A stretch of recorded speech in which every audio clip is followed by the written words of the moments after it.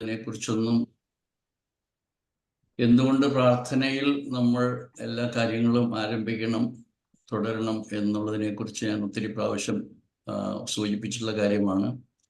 ഇന്ന് അതുപോലെ തന്നെ നമ്മൾ പതിവ് പോലെ നമ്മുടെ ക്ലാസ് തുടങ്ങുന്നത് ഒരു പ്രാർത്ഥനയോട് കൂടിയാണ്. കാരണം നമുക്കൊരു വ്യക്തിക്കോ അല്ലെങ്കിൽ കുറച്ച് വ്യക്തികൾക്കോ ചെയ്യാൻ പറ്റാത്ത കാര്യങ്ങളാണ് നമുക്ക് നേടി കിട്ടേണ്ടത്. മുഴുവൻ പേരെയും എന്നുള്ള ലക്ഷ്യത്തിൽ ആണ് മുന്നോട്ട് പോയിക്കൊണ്ടിരിക്കുന്നത്. നടക്കുമെന്നുള്ള നല്ല വിശ്വാസത്തിലാണ് നമ്മൾ പോയിക്കൊണ്ടിരിക്കുന്നത്. ഇവിടെ അനിത ഡോക്ടർ ഷെഫീഫ് ഒന്ന് മ്യൂട്ട് ചെയ്യണം. ഡോക്ടറാണോ ഇല്ല, Shefeef. Thank you. Anitha doctor പറഞ്ഞു GHKയുടെ ഫൗണ്ടറാണ്. അങ്ങനെയൊന്നുമില്ല. GHK എന്ന് പറഞ്ഞാൽ ജർമാനിക് ഹീലിംഗ് നോളജ് ആണ്, അല്ലെങ്കിൽ ജർമ്മൻ ന്യൂ മെഡിസിൻ എന്നുള്ള പേരിൽ അറിയപ്പെടുന്ന ശാസ്ത്രമാണ്. അതിൻ്റെ ഫൗണ്ടർ ഡോക്ടർ ഐകെ ജിയേഡ് ഹാമറാണ്. അദ്ദേഹം ഈ ലോകത്തിന് കൊടുത്ത വലിയൊരു ഒരറിവ്, തിരിച്ചറിവ്. അതാണ് നമ്മളൊക്കെ അതിൻ്റെ പ്രാധാന്യം മനസ്സിലാക്കിക്കൊണ്ട് പൊതുജനങ്ങളിൽ ലോകത്തിൽ മുഴുവനും എല്ലാ കോർണറുകളിലും എത്തിക്കാൻ വേണ്ടിയിട്ട് നമ്മൾ ശ്രമിക്കുന്നത്. അത് നല്ല രീതിയിൽ നടക്കുന്നുണ്ട്. അതിൻ്റെ ഒരു ഭാഗം തന്നെയാണ് ഡോക്ടർ അനിത ഇപ്പോൾ നടത്തുന്നത്. ഇന്നത്തേത് നമ്മുടെ ചൊവ്വാഴ്ചകളിൽ നടക്കുന്ന വെബിനാറിൻ്റെ 11ാമത്തെ ദിവസമാണ്. അപ്പം നിങ്ങൾ ഈ ഒരു നിരന്തരമായിട്ട് എല്ലാ ചൊവ്വാഴ്ച നടത്താൻ സാധിക്കുമെന്ന് വിചാരിക്കുന്നു. ഇതിനെക്കുറിച്ചിട്ടുള്ള ഈ നിങ്ങൾക്ക് കിട്ടുന്ന പോസ്റ്ററുകൾ മാക്സിമം നിങ്ങളുടെ സുഹൃത്തുക്കൾക്കും രോഗം എന്ന് പറയുന്ന പ്രതിഭാസം അനുഭവിച്ച് വിഷമിച്ചിരിക്കുന്ന അവരുടെ അടുത്ത് എത്തിക്കാനായിട്ട് നിങ്ങളുടെ വ്യക്തിപരമായിട്ടുള്ള സഹായം വേണം. എങ്കിൽ മാത്രമേ ഇത് പ്രചരിക്കൂ. അതുകൊണ്ട് അതും കൂടി ചെയ്യണമെന്ന് ഓർമ്മിക്കുന്നു. പിന്നെ ഒരു പ്രധാനപ്പെട്ട കാര്യം ഇന്ന് ഡോക്ടർ അനിത സൂചിപ്പിച്ചു. ഇന്ന് 2 ഡോക്ടർമാർ ചെറുപ്പകാലത്ത്, അധികം പ്രായമൊന്നും ഇല്ലാത്തവർ നമ്മളെ വേർപെട്ടു. ഒന്ന് തീർച്ചയായിട്ടും ഡോക്ടർ ഏണസ്റ്റ് ആണ്. ഞങ്ങളെല്ലാം ഏത് സംഘടനയിലാണോ പ്രവർത്തിച്ചു തുടങ്ങിയത് IHKയുടെ വളരെ പ്രധാനപ്പെട്ട സ്ഥലങ്ങളിൽ ഇരുന്നു കൊണ്ട് സേവനം ചെയ്ത ഒരു വ്യക്തിത്വമാണ്. വളരെ സംസാരമൊക്കെയുള്ള ഒരു വളരെ നല്ല സ്വഭാവക്കാരനായിരുന്നു. മരണപ്പെട്ടു. രണ്ടാമത്തേത് എൻ്റെ അയൽവാസിയും എൻ്റെ സുഹൃത്ത് ഡോക്ടർ രഞ്ജീവിൻ്റെ PK രഞ്ജീവ് എന്ന് പറയുന്ന മുൻ GC മെഡിക്കൽ കൗൺസിൽ മെമ്പറായിരുന്ന ഡോക്ടർ PK രഞ്ജീവിൻ്റെ ഭാര്യയുമായ ഡോക്ടർ രാധാ രഞ്ജീവ് എന്ന് പറയുന്ന ഡോക്ടറും അകാലത്തിൽ തന്നെയാണ് മരിച്ചത്, ചെറിയ പ്രായത്തിൽ. അപ്പോൾ ഇവർക്ക് 2 പേർക്കും നമ്മുടെ അനുശോചനവും പ്രാർത്ഥനയും നേർന്നുകൊണ്ട് നമുക്ക് മുന്നോട്ട് പോകാം. ഇന്നത്തെ ടോപ്പിക്കിലേക്ക് കിടക്കാം. ഇന്നത്തെ ടോപ്പിക്ക് വളരെ പ്രധാനപ്പെട്ടതാണ്. ഒരുപക്ഷെ അതിൻ്റെ പ്രാധാന്യം എത്ര പേര് മനസ്സിലാക്കിയിട്ടുണ്ട് എന്ന് എനിക്കറിയത്തില്ല. വളരെ വളരെ പ്രധാനപ്പെട്ടതാണ്. എന്തുകൊണ്ടെന്നാൽ ഈ അറിവ് ജനങ്ങളുടെ അടുത്ത് എത്തിയാൽ, നിങ്ങളിൽ ഓരോരുത്തരും അതിൻ്റേതായിട്ടുള്ള ഒരു ഒരു ഒരു ഒരു വിപ്ലവകരമായ മാറ്റം ഈ ലോകത്തിലുണ്ടാക്കാൻ സാധിക്കും. കാരണം ഏത് അറിവിനെയാണോ അത് ബദൽ അറിവായിട്ട് മാറ്റുന്നത് എന്നുള്ളതാണ് അതിന് പ്രാധാന്യം.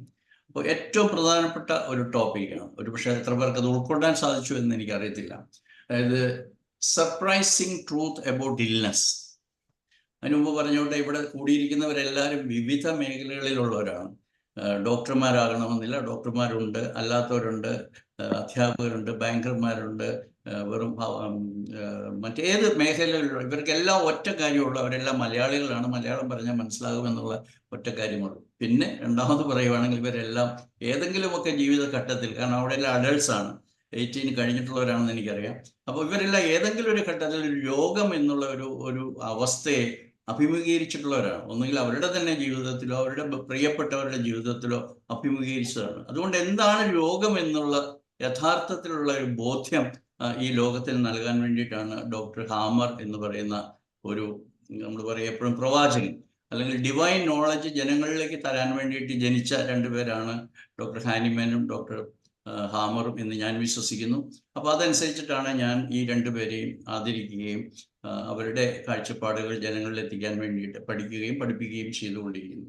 അപ്പം ഞാൻ ഒന്നുകൂടി അതിൻ്റെ തലവാചകം വായിക്കുകയാണ്. The surprising truth about illness, why most symptoms mean recovery has begun. ഒരു രോഗലക്ഷണത്തെയാണ് പലപ്പോഴും നമ്മൾ രോഗമെന്ന് പറയുന്നത്. അത് നിങ്ങൾക്കെല്ലാം അറിയാം. തലവേദന മുതൽ, പനി മുതൽ, ചുമ മുതൽ, വയറിളക്കം മുതൽ, വയറുവേദന മുതൽ എല്ലാ രോഗലക്ഷണങ്ങളെയും, ഗൗരവതരമായ cancer, diabetes, stroke, heart attack, എല്ലാം ഈ രോഗലക്ഷണങ്ങളെല്ലാം നിങ്ങളുടെ അസുഖം മാറ്റാൻ വേണ്ടി നിങ്ങളുടെ ശരീരം ഉൾക്കൊള്ളുന്ന നിങ്ങൾ എന്ന് പറയുന്ന ആ ഒരു human organism starts from the dynamism അല്ലെങ്കിൽ spirituality down from to the psyche and down to the body. എല്ലാം കൂടെ കൂടുന്ന ആ ഒരു ഓർഗനിസം എങ്ങനെയാണോ ഒരു കോൺഫ്ലിക്റ്റ് റിക്കവർ ചെയ്യുന്നത്, അല്ലെങ്കിൽ അതിൻ്റെ അകത്തുനിന്ന് അതിജീവിക്കുന്നത്, അതിനു വേണ്ടിയിട്ട് ശരീരം സ്വീകരിക്കുന്ന നടപടികളാണ് എന്നുള്ളതാണ് ഏറ്റവും പ്രധാനപ്പെട്ട അറിവ്. ഇത് ലോകത്തിൽ ഇല്ലാത്ത അറിവാണ്. കാരണം നമുക്ക് രോഗലക്ഷണങ്ങളാണ് രോഗമെന്ന് നമ്മൾ വിശ്വസിക്കുന്നു. അതേസമയം രോഗലക്ഷണങ്ങളല്ല, അതിൻ്റെ പിന്നിലുള്ള ഒരു കോൺഫ്ലിക്റ്റ്, സംഘർഷം കൊണ്ട് മാത്രമേ രോഗം എന്ന് പറയുന്ന പ്രതിഭാസം ശരീരത്തിൽ അനുഭവപ്പെടുത്തുള്ളൂ എന്നുള്ളതാണ് അതിൻ്റെ സത്യം. അതിന് 3 എക്സെപ്ഷൻസ് ഞാൻ ആദ്യത്തെ ക്ലാസ്സിൽ പറഞ്ഞു. ഒന്ന് അതിൻ്റെ ട്രോമ, ഇഞ്ചുറി, ആക്സിഡൻറ്റ് എന്ന് പറയുന്ന ഒന്നാം വിഭാഗം. രണ്ടാമത്തേത് ടോക്സിൻസ് അല്ലെങ്കിൽ വിഷം, പോയിസണിങ് എന്നൊക്കെ പറയുന്നത്. മൂന്നാമത്തേത് റിയൽ മാൾ ന്യൂട്രീഷൻ. ഏതെങ്കിലും ഒരു ന്യൂട്രിയൻസ് നമ്മുടെ ശരീരത്തിൽ ഡെഫിഷ്യൻ്റ് ആയാൽ നമ്മുടെ ശരീരത്തിൽ ഉണ്ടാകുന്ന ഇതൊന്നും രോഗങ്ങളല്ല, നാച്ചുറൽ രോഗങ്ങളല്ല. അപ്പോൾ പ്രകൃതിജന്യമായ, പ്രകൃതിയാലുള്ള രോഗങ്ങൾ എന്ന് പറയുന്നത് ഡൈനാമിക്സ് ആയിട്ടുള്ള, അല്ലെങ്കിൽ നമുക്ക് കാണാൻ പറ്റത്തില്ലാത്ത, തൊടാൻ പറ്റത്തില്ലാത്ത, അല്ലെങ്കിൽ നമുക്ക് കൂടെയുള്ള ആൾക്ക് പോലും, കൂടെ കിടക്കുന്ന ഭർത്താവ് എന്ന് പറയും, അല്ലെ ഭാര്യ എന്ന് പറയും, ഇവർക്ക് പോലും അറിയത്തില്ലാത്ത, മക്കൾക്കോ അച്ഛനോ അമ്മയ്ക്കോ അറിയത്തില്ലാത്ത, നമ്മുടെ തന്നെ സ്വന്തം പ്രൊപ്രൈറ്റർഷിപ്പ് ഉള്ള, അതായത് നമ്മുടെ തന്നെ സ്വന്തമായിട്ടുള്ള മനസ്സിലുണ്ടാകുന്ന സംഘർഷങ്ങൾ കൊണ്ടാണ് അത് അവസാനം ശരീരത്തിൽ കാണിക്കുന്നതെന്നും ശരീരത്തിലും മനസ്സിലും ഉണ്ടാകുന്ന ലക്ഷണങ്ങളൊക്കെ അതിനെ അതിജീവിക്കാൻ വേണ്ടിയിട്ട് ചെയ്യുന്ന നടപടികളാണ് എന്നുള്ളതാണ് ഏറ്റവും വിപ്ലവകരമായ അറിവ്. നിങ്ങൾക്ക് അത് എങ്ങനെ കമ്പയർ ചെയ്യണമെന്ന് മനസ്സിലായില്ലേ, കോൺട്രാസ്റ്റ് മനസ്സിലാക്കണമെന്ന് നിങ്ങൾക്ക് ഇന്നത്തെ conventional medicine, most popular, most influential, most rich ആയിട്ടുള്ള കൺവെൻഷണൽ മെഡിസിൻ്റെ സ്വാധീനത്തിൽ എല്ലാ ജനങ്ങളും വിശ്വസിക്കുന്നതാണ് രോഗത്തെ മാറും. ഞാൻ സങ്കടത്തോടു കൂടി പറയട്ടെ, എൻ്റെ സുഹൃത്തുക്കളായുള്ള ഹോമിയോപ്പതി വിശ്വാസികൾ, ഹോമിയോപ്പതി ഡോക്ടർമാർ പോലും എങ്ങനെ ജലദോഷം ചികിത്സിച്ച് മാറ്റാം, തൊണ്ടവേദനയ്ക്ക് ഏതാണ് മരുന്ന്, ബ്രസ്റ്റ് ക്യാൻസറിന് ഏതാണ് മരുന്ന്, യൂറിനറി ട്രാക്ട് ഇൻഫെക്ഷൻ ഏത് മരുന്ന്, BP കുറയ്ക്കാൻ ഏത് മരുന്ന് എന്ന് പറഞ്ഞിട്ട് നമ്മുടെ രോഗത്തെക്കുറിച്ചുള്ള ആശയം അലോപ്പതിക്കാർ നമുക്ക് തന്നതും അതിനു വേണ്ടിയിട്ട് ഏത് മരുന്ന് കൊടുത്തു കഴിഞ്ഞാൽ നമുക്ക് സുഖപ്പെടുത്താമെന്നുള്ള രീതിയിലാണ് നമ്മുടെ ഹോമിയോപ്പതി ഡോക്ടർമാരും അവരുടെ ശാസ്ത്രത്തെ ദുരുപയോഗിച്ചുകൊണ്ട് അങ്ങനെ മുന്നോട്ട് പോകുന്നതെന്ന് എനിക്ക് പറയാതിരിക്കാൻ വയ്യ. ഇത് ഞാൻ കുറേ വർഷങ്ങളായിട്ട് പറയുന്നു, വളരെ കുറച്ച് പേർക്ക് അത് മനസ്സിലാകുന്നുണ്ട്. നമ്മുടെ ലക്ഷണങ്ങളെ മാറ്റുകയല്ല, അത് അലോപ്പതിക്കാർ ചെയ്യുന്ന രീതിയാണ്. നമ്മുടെ ജോലി ആ ലക്ഷണങ്ങളുടെ പിന്നിലുള്ള ഡൈനാമിക് ചേഞ്ചസ് മനസ്സിലാക്കിക്കൊണ്ട് ആ ഡൈനാമിക്സിൽ എന്താണ് കോൺഫ്ലിക്റ്റ് ആയിരുന്നത്, ആ കോൺഫ്ലിക്റ്റിനെ റിസോൾവ് ചെയ്യാനായിട്ട് നിങ്ങൾക്ക് സാധിക്കുമോ, അതാണ് പ്രധാനപ്പെട്ട പ്രശ്നം. അപ്പോൾ അതിൻ്റെ റിസൾട്ടായിട്ട് വരുന്നത് നമ്മുടെ ശരീരത്തിൽ കാണിക്കുന്നതിന് മാറ്റം ഉണ്ടാകും. ഇതാണ് ഇതിൻ്റെ ടോപ്പിക്. ഇത് ആക്ച്വലി ഞാൻ കഴിഞ്ഞ ചൊവ്വാഴ്ച എടുത്ത ക്ലാസ് ഫസ്റ്റ് ബയോളജിക്കൽ ലോസ് ആണ്. നിങ്ങൾക്ക് പലർക്കും അറിയാവുന്ന പോലെ 5 ബയോളജിക്കൽ ലോസിൻ്റെ അടിത്തറയിലാണ് ജർമ്മൻ ന്യൂ മെഡിസിൻ എന്ന് പറയുന്ന ഈ വളരെ വിപ്ലവകരമായ പുതിയ അറിവ് കെട്ടിപ്പടുത്തിരിക്കുന്നത്. അപ്പോൾ ഈ 5 ബയോളജിക്കൽ ലോസിൽ ഏറ്റവും രണ്ടാമത്തെ ശാസ്ത്രം അല്ലെ രണ്ടാമത്തെ ലോ, നിയമമാണ് ഇന്ന് ഞാൻ കൂടുതൽ വിശദമായിട്ട് നിങ്ങളോട് സംസാരിക്കാൻ ഉദ്ദേശിക്കുന്നത്. കഴിഞ്ഞ ആഴ്ച ഞാൻ ഫസ്റ്റ് ലോ ആണ് എടുത്തത്. അതായത് എല്ലാ രോഗങ്ങൾക്കും 100% of the diseases are happening because of some conflicts, psychic conflicts എന്ന് പറയാം, അല്ലെങ്കിൽ ബയോളജിക്കൽ കോൺഫ്ലിക്ട്സ് എന്ന് പറയാം. Because they all have got a biological purpose. ആ ബയോളജിക്കൽ പർപ്പസ് സെർവ് ചെയ്യാൻ വേണ്ടിയിട്ടാണ് ഈ ചേഞ്ചസ് വരുന്നത്. അതുകൊണ്ടാണ് അത് കോൺഫ്ലിക്റ്റ് ആയിട്ട് ആ പ്രത്യേക ബയോളജിക്കൽ എൻറ്റിറ്റിക്ക് അത് അനുഭവവേദ്യമാകുന്നതും പ്രകടിതമാകുന്നതും. ഇനി നമുക്ക് തുടങ്ങാം. ആദ്യമായിട്ട് ഈ ടോപ്പിക്കിനെ കുറിച്ച് അതിൻ്റെ ഗൗരവത്തിൽ തന്നെ നിങ്ങൾ മനസ്സിലാക്കണമെന്നാണ് ഞാൻ ആഗ്രഹിക്കുന്നത്. കാരണം നമ്മൾ ഒത്തിരി കേട്ടിട്ടുണ്ട് സപ്രഷൻ ഓഫ് സിംറ്റംസ്, ശരിയല്ല. പക്ഷെ അങ്ങനെയല്ല അതിനെ കാണേണ്ടത്. സിംറ്റംസ് എന്ന് പറയുന്നത് നമ്മുടെ അതിജീവനത്തിനായി നമ്മളെ രക്ഷപ്പെടുത്താൻ വേണ്ടിയിട്ട് ഈ ശരീരം സ്വീകരിക്കുന്ന നടപടിയാണ് എന്ന് മനസ്സിലാക്കുന്നതും, അത് സപ്രസ് ചെയ്യരുത് എന്ന് പറയുന്നിടത്തും രണ്ട് ഗ്രാവിറ്റി ഡിഫറൻ്റ് ആണ്. അപ്പോൾ എല്ലാ ലക്ഷണങ്ങളെയും നമ്മൾ സ്വാഗതം ചെയ്യണമെന്ന് കൂടി പറയുമ്പോഴാണ് നമുക്ക് അതിൻ്റെ യഥാർത്ഥത്തിലുള്ള അർത്ഥം മനസ്സിലാകുന്നത്. അപ്പം ലക്ഷണങ്ങൾ എന്ന് പറഞ്ഞു കഴിഞ്ഞാൽ നമ്മുടെ അതിജീവനത്തിന് വേണ്ടിയിട്ടുള്ളതാണെന്നും ആ ലക്ഷണങ്ങളുടെ യഥാർത്ഥത്തിലുള്ള അർത്ഥം മനസ്സിലാക്കിയാൽ മാത്രമേ നമുക്ക് അതിൻ്റെ അകത്തുനിന്ന് അതിൻ്റെ അതിൻ്റെ ബ്യൂട്ടി അല്ലെങ്കിൽ അതിൻ്റെ ബെനിഫിറ്റ് അല്ലെങ്കിൽ അതിൻ്റെ പേർപ്പസ് നമുക്ക് മനസ്സിലാക്കി നമുക്ക് അതിനെ വേണ്ട രീതിയിൽ ഉൾക്കൊള്ളാൻ സാധിക്കുകയുള്ളൂ എന്നുള്ളതാണ് ഏറ്റവും പ്രധാനപ്പെട്ട കാര്യം. അപ്പോൾ ഞാൻ കൂടുതൽ വിശദമായിട്ട് ഇന്ന് പോകുന്ന കാര്യം 5 ബയോളജിക്കൽ ലോസിലെ രണ്ടാമത്തെ ബയോളജിക്കൽ ലോ ആണ് എന്ന് പറഞ്ഞുകൊള്ളുന്നു. ഒന്നാമത്തെ ഞാൻ വീണ്ടും റിപ്പീറ്റ് ചെയ്യുകയാണ്. അതായത് എല്ലാ രോഗങ്ങൾക്കും there is a shock, there is a biological അല്ലെങ്കിൽ എന്താ പറയുക സൈക്കിക് ആയിട്ടുള്ള ഒരു അൺഎക്സ്പെക്റ്റഡ് ആയിരിക്കണം, സിവിയർ ആയിരിക്കണം. അൺഎക്സ്പെക്റ്റഡ് എന്ന് പറഞ്ഞാൽ അത് ചെറിയ രീതിയിൽ പറഞ്ഞാൽ ഐസൊലേറ്റിംഗ് ആയിരിക്കണം എന്ന് പറഞ്ഞു കഴിഞ്ഞാൽ that has got A specific content in that conflict. Not only that, it will affect or it will attack in parameter, it will impact upon a very specific part of the brain, and therefore it will be reflected or it will be manifested or it will be shown in a very specific part of the body. ഈ 3 psyche, brain and body organ, ഈ synchronicity ആണ് GNM അല്ലെ GHKയുടെ most important ആയിട്ടുള്ള കാതലായിട്ടുള്ള understanding എന്നുള്ളത് നമ്മൾ മനസ്സിലാക്കണം. അപ്പോൾ അതുകൊണ്ട് ഒന്നാമത്തേത് കഴിഞ്ഞ ദിവസം നമ്മൾ വിശദമായിട്ട് സംസാരിച്ചു. അതായത് എല്ലാ രോഗങ്ങളും 100% of diseases can be caused or started, triggered, kick-started only by a psychic conflict. ഇന്ന് നമ്മൾ രണ്ടാമത്തേത് പോവാണ്. രണ്ടാമത്തേത് എന്താണെന്ന് വെച്ചാൽ രോഗം എന്ന് പറയുന്നത് ഒരു പ്രോഗ്രാം. സോ മോഡേൺ ലാംഗ്വേജിൽ നിങ്ങൾക്ക് എല്ലാവർക്കും അറിയാം what is a program. Application എന്നൊക്കെ പറയും. നമ്മുടെ ഫോണിലൊക്കെ ധാരാളം പ്രോഗ്രാംസ് നമ്മൾ ഡൗൺലോഡ് ചെയ്ത് ഇൻസ്റ്റാൾ ചെയ്തിട്ടുണ്ട്. അതുപോലെ നമ്മുടെ ഡെവലപ്മെൻറ്റിൻ്റെ ഏതൊക്കെയോ കാലഘട്ടത്തിൽ നമ്മുടെ ഉള്ളിലേക്ക് ഡൗൺലോഡ് ചെയ്ത് ഇൻസ്റ്റാൾ ചെയ്ത് റൺ ചെയ്യുന്ന ചില പ്രോഗ്രാംസ് ആണ്. അതിനാണ് SBS എന്ന് പറയുന്നത്, significant biological special program of nature. അപ്പോൾ പ്രകൃതിയുടെ ചില പ്രോഗ്രാംസ് ആണ് നമ്മുടെ എല്ലാ രോഗങ്ങളും. അപ്പം അതുകൊണ്ട് ഈ പ്രോഗ്രാം 2 പ്രധാനപ്പെട്ട ഭാഗമുണ്ട്. ആ 2 പ്രധാനപ്പെട്ട ഭാഗങ്ങളിലാണ് നമുക്ക് ലക്ഷണങ്ങൾ ഉണ്ടാകുന്നത് എന്നുള്ളതാണ് അതിൻ്റെ കാര്യം. അതിലേറ്റവും പ്രധാനപ്പെട്ട സിംറ്റംസ് അത് നിങ്ങൾ ഹെഡിങ് വായിച്ചിട്ടുണ്ടാവും. Most of the symptoms are occurring during the healing phase. Of course there are few symptoms happening during the conflict activity.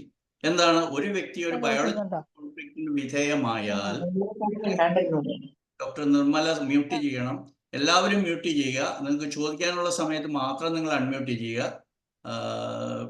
അല്ലെങ്കിൽ ഈ ശബ്ദം നിങ്ങളുടെ വീട്ടിലുള്ള സംസാരങ്ങൾ നമ്മൾ കേൾക്കുന്നു, ഡിസ്റ്റർബൻസ് ആവും. അപ്പോൾ തുടരാം നമുക്ക്. അപ്പോൾ 2 ഫേസ് ഉണ്ട്, വളരെ ക്ലിയർ കട്ടായിട്ടുള്ള ഫേസ് ഉണ്ട്. എന്താണ്, ഒരു കോൺഫ്ലിക്റ്റ് ഉണ്ടാകുന്നു, ഞാൻ പറഞ്ഞു അത് അൺഎക്സ്പെക്റ്റഡ് ആയിരിക്കണം, വെരി സിവിയർ ആയിരിക്കണം, ഐസൊലേറ്റിംഗ് ആയിരിക്കണം. That means it has got A isolated അല്ലെങ്കിൽ ഡിഫറെൻ്റ് ആയിട്ട് നമുക്ക് എലിസിറ്റ് ചെയ്യാൻ പറ്റുന്ന ക്യാരക്ടറിസ്റ്റിക് അതിനുണ്ടാവും. എങ്കിൽ മാത്രമേ അത് നമ്മളെ ബാധിക്കത്തുള്ളൂ. Most importantly that individual has not been sharing that conflict with others. മറ്റാരുമായിട്ട് പങ്കെടുക്കാതെ നമ്മൾ തന്നെ സഹിക്കുകയാണ്. അപ്പം മറ്റുള്ളവരോട് പങ്കുവെച്ചാൽ എന്താണ്, അത് ഡൈല്യൂട്ട് ആയി പോകും, അത് കോൺഫ്ലിക്റ്റ് ആവാതെ പോകും ചിലപ്പോൾ. അതുകൊണ്ട് ആ കോൺഫ്ലിക്റ്റിനെ റിസോൾവ് ചെയ്യുന്നതിന് മുമ്പായിട്ട് തന്നെ അത് ഡൈല്യൂട്ട് ചെയ്യാനായിട്ട് സാധിക്കും. നമ്മുടെ ടെൻഷനിൽ നിന്ന്, നമ്മൾ നാടൻ ഭാഷയിൽ പറയുന്ന കോൺഫ്ലിക്റ്റിനെ, പ്രശ്നത്തെ മറ്റുള്ളവരുമായിട്ട് പങ്കുവെക്കാനായിട്ട്. But most of the cases, these conflicts are not shared and therefore it is isolating ourselves. നമ്മൾ തന്നെ അതിങ്ങനെ കൊണ്ടുനടക്കുകയാണ്, ആരോട് പറയുന്നില്ല, ആരോടും അതിൻ്റെ സഹായം തേടുന്നില്ല. അങ്ങനെയാണ് അത് നമ്മുടെ ശരീരത്തിലേക്ക് റിഫ്ലക്റ്റ് ചെയ്യും.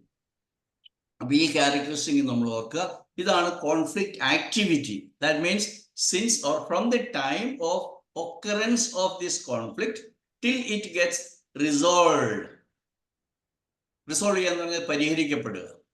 ഇപ്പോൾ മോസ്റ്റ് ഓഫ് ദി കേസസിൽ നമ്മൾ പ്രത്യേകിച്ചൊന്നും ചെയ്തില്ലെങ്കിൽ പോലും നമ്മൾ പറയും കാലം എല്ലാം മറക്കുമെന്നൊക്കെ പറയാറില്ലേ, കാലം എല്ലാത്തിനെയും മായ്ച്ചു കളയും എന്നൊക്കെ പറയുന്ന പോലെ തന്നെ നമുക്കുണ്ടാകുന്ന പ്രശ്നങ്ങൾ, ഒരു പ്രശ്നമുണ്ടായി അതോടുകൂടി തീരേണ്ടതല്ല നമ്മുടെ ജന്മം അല്ലെങ്കിൽ നമ്മുടെ ജീവിതം. അതുകൊണ്ട് തന്നെ നമ്മുടെ ഉള്ളിൽ ഇൻസ്റ്റാൾ ചെയ്തിരിക്കുന്ന ഈ പ്രോഗ്രാംസ് അനുസരിച്ച് അത് ഗ്രാജുവലി അല്ലെങ്കിൽ അത് കുറഞ്ഞു വരും. പക്ഷെ നിങ്ങൾക്കൊരു ചുമയുണ്ടായേക്കും, നിങ്ങൾക്കൊരു ശ്വാസം മുട്ടലുണ്ടായേക്കും, നിങ്ങൾക്കൊരു നടുവേദന ഉണ്ടായേക്കും, അല്ലെങ്കിൽ ഒരു മുട്ടുവേദന ഉണ്ടായേക്കും, അല്ലെങ്കിൽ നിങ്ങൾ ഛർദ്ദിക്കും, അല്ലെങ്കിൽ നിങ്ങൾക്ക് തലവേദന വരും. അപ്പോൾ അതോടുകൂടി ആ പ്രശ്നം മിക്കവാറും തീരും. പ്രൊവൈഡഡ് കണ്ടീഷൻ ഇതാണ്, the same is not recurred. വീണ്ടും അത് റെക്കർ ചെയ്യുന്നില്ലെങ്കിൽ, റിപ്പീറ്റ് ചെയ്യുന്നില്ലെങ്കിൽ, that will be a one time instance. ഇതാണ് നമ്മൾ ഹോമിയോപ്പതി ഡോക്ടേഴ്സ് അക്യൂട്ട് ഡിസീസസ് എന്ന് പറയുന്നത്. അത് വന്നു പോയി, ഒരു വയറിളക്കം ഉണ്ടായി പോയി, ആ പ്രശ്നം തീർന്നു. പക്ഷേ ദി സെയിം പ്രോസസ് കണ്ടിന്യൂ ചെയ്യുമ്പോഴാണ് നമ്മളതിനെ ക്രോണിക് ഡിസീസ് എന്ന് പറയുന്നത്. GNM-ൽ അതിനെ പറയുന്നത് നമ്മൾ ട്രാക്ക് എന്നാണ് പറയുന്നത്, ഹാങ്ങിങ് കോൺഫ്ലിക്റ്റ്. അപ്പോൾ ഒരു പ്രശ്നം ഉണ്ടായി, അത് നമ്മൾ ആരോടും പറയാതെ കൊണ്ടു നടക്കുന്നു, പറയുമ്പോഴത് അലിഞ്ഞില്ലാതെയാവും. അതൊരു പ്രകൃതിയുടെ രീതിയാണ്. നമ്മൾ ഷെയർ ചെയ്യുമ്പോൾ അത് റിസോൾവ് ചെയ്യും. അല്ലാതെ നമ്മൾ കാണിക്കുന്ന ലക്ഷണങ്ങളെല്ലാം അങ്ങനെ തന്നെയാണ്. അതിനും ശേഷം ഈ ലക്ഷണങ്ങൾക്ക് ശേഷം ഓട്ടോമാറ്റിക്കലി പഴയ അവസ്ഥയിലേക്ക് റീസ്റ്റോർ എന്നാണ് പറയുക, റിസ്റ്റോറേഷൻ. അത് തന്നെയാണ് ഹോമിയോപ്പതി പറയുന്നത്, restoring to the original position. അത് ഹെൽത്തി സിറ്റുവേഷൻ ആണെങ്കിൽ അതിലേക്ക് തിരിച്ചു കൊണ്ടുവരാനായിട്ട് ചെയ്യുന്ന നടപടികളാണ് സിംറ്റംസ് എന്നുള്ളതാണ് ഇന്നത്തെ ക്ലാസ്സിൽ നിങ്ങളോട് ബോധ്യപ്പെടുത്താനായിട്ടുള്ളത്. ഇപ്പം എല്ലാ ലക്ഷണങ്ങളും, അപ്പം ലക്ഷണങ്ങളെ കാണുമ്പോൾ അതിനെ രോഗമെന്ന് വിളിച്ച് ഒരു നെഗറ്റീവ് ഇമ്പാക്റ്റ് നമ്മൾക്കും നമ്മുടെ പ്രിയപ്പെട്ടവർക്കും നമ്മുടെ കുഞ്ഞുങ്ങൾക്കും നമ്മുടെ വീട്ടിലുള്ളവർക്ക് എല്ലാവർക്കും സമൂഹത്തിന് മുഴുവൻ കൊടുക്കാതെ, ഈ കുട്ടിക്ക് വയറിളക്കം ഉണ്ടായി, എനിക്ക് ഇന്ന് വൈകിട്ട് ഒരു അക്യൂട്ട് ഡിസീസ് വന്നതാണ്, കുഞ്ഞ് 6 വയസ്സോ 7 വയസ്സോ മറ്റേയായിട്ടുള്ള കുട്ടി. അപ്പോൾ സ്കൂളിൽ വെച്ച് വഴക്ക് പറഞ്ഞു, എന്തോ കുട്ടികൾ തമ്മിൽ ഒരു മത്സരം വെച്ചു, ആരാണ് കൂടുതൽ സ്പീഡിൽ ഭക്ഷണം കഴിക്കുന്നതെന്ന്. അവർ തന്നെ ഒരു കോമ്പറ്റീഷൻ കണ്ടക്ട് ചെയ്തു. അപ്പോൾ അവൾ വാരി വെത്തുന്നു. അപ്പോൾ വയറിളകി, അല്ലെങ്കിൽ ഛർദ്ദിച്ചു. ഇത് സ്കൂളിൽ ടീച്ചർ വഴക്കുണ്ടായി. വീട്ടിൽ വന്നിട്ട് ഛർദ്ദി തീർന്നതോടുകൂടി പ്രശ്നം തീർന്നില്ല, വീട്ടിൽ വന്നിട്ട് വീണ്ടും വയറുവേദനയാണ്. കാരണം എന്താണ്? അത് നമുക്കറിയാം, ഇൻഡൈജസ്റ്റബിൾ മോസൽ. എനിക്ക് അങ്ങോട്ട് ദഹിക്കുന്നില്ല, എന്താ ടീച്ചർ എന്നെ വഴക്ക് പറയുന്നത്, എന്നെ എല്ലാവരും കൂടെ പോയിന്റ് ചെയ്ത് എന്താണ്? ഇങ്ങനെയൊക്കെയുള്ള രീതിയിൽ അത് കോൺഫ്ലിക്റ്റ് ആയിട്ട് വരും. ഇൻഡൈജസ്റ്റബിൾ മോസൽ എന്ന് നമ്മൾ പിന്നെ വിളിക്കും. ദഹിക്കാതെ കിടക്കുന്ന ഒരു വിഷയം, അത് സിംറ്റമായിട്ട് കാണിക്കും. അങ്ങനെയാണ് എല്ലാ ലക്ഷണങ്ങളും ഉണ്ടാകുന്നതിന് ചെറിയ ലക്ഷണം മുതൽ വലിയ ലക്ഷണം വരെ നമുക്ക് പറയാനായിട്ട് സാധിക്കും. ഇതാണ്. ഇതിനെക്കുറിച്ചാണ് ഞാൻ കൂടുതൽ വിശദമായിട്ട് പറയാൻ പോകുന്നത്. അതുകൊണ്ട് ഞാൻ ഇപ്പം തൽക്കാലം ഇവിടെ നിർത്തുവാണ്. 3, 4, 5 പറഞ്ഞതിന് ശേഷം ഞാൻ തിരിച്ചു വരാം. അപ്പോൾ മൂന്നാമത്തെ ലക്ഷണം നിങ്ങൾക്കറിയാം, അതിനെ ഒണ്ടോജെനറ്റിക് സിസ്റ്റം ഓഫ് ജേം ലെയേഴ്സ് എന്നാണ് പറയുന്നത്. ഒണ്ടോജെനറ്റിക് എന്ന് പറഞ്ഞു കഴിഞ്ഞാൽ നമ്മുടെ എംബ്രിയോളജിയുമായിട്ട് റിലേറ്റഡ് ആയിട്ടുള്ളത്. ഇപ്പം എംബ്രിയോളജിയിൽ വളരെ പ്രധാനപ്പെട്ട ഒരു കാര്യമാണ് half cell of the father and half cell of the mother when United forms the first primordial cell. അതൊരു 13 days കഴിയുമ്പോഴത്തേക്ക് അതിനെ ബ്ലാസ്റ്റോസിസ്റ്റ് എന്നുള്ള ഫോമിലെത്തും. ആ 13th ഡേയിലാണ് this cluster of cells, embryo, divides into 4 layers. First it divides into 3 layers. Then the middle layer or mesoderm is again divided into old mesoderm and new mesoderm.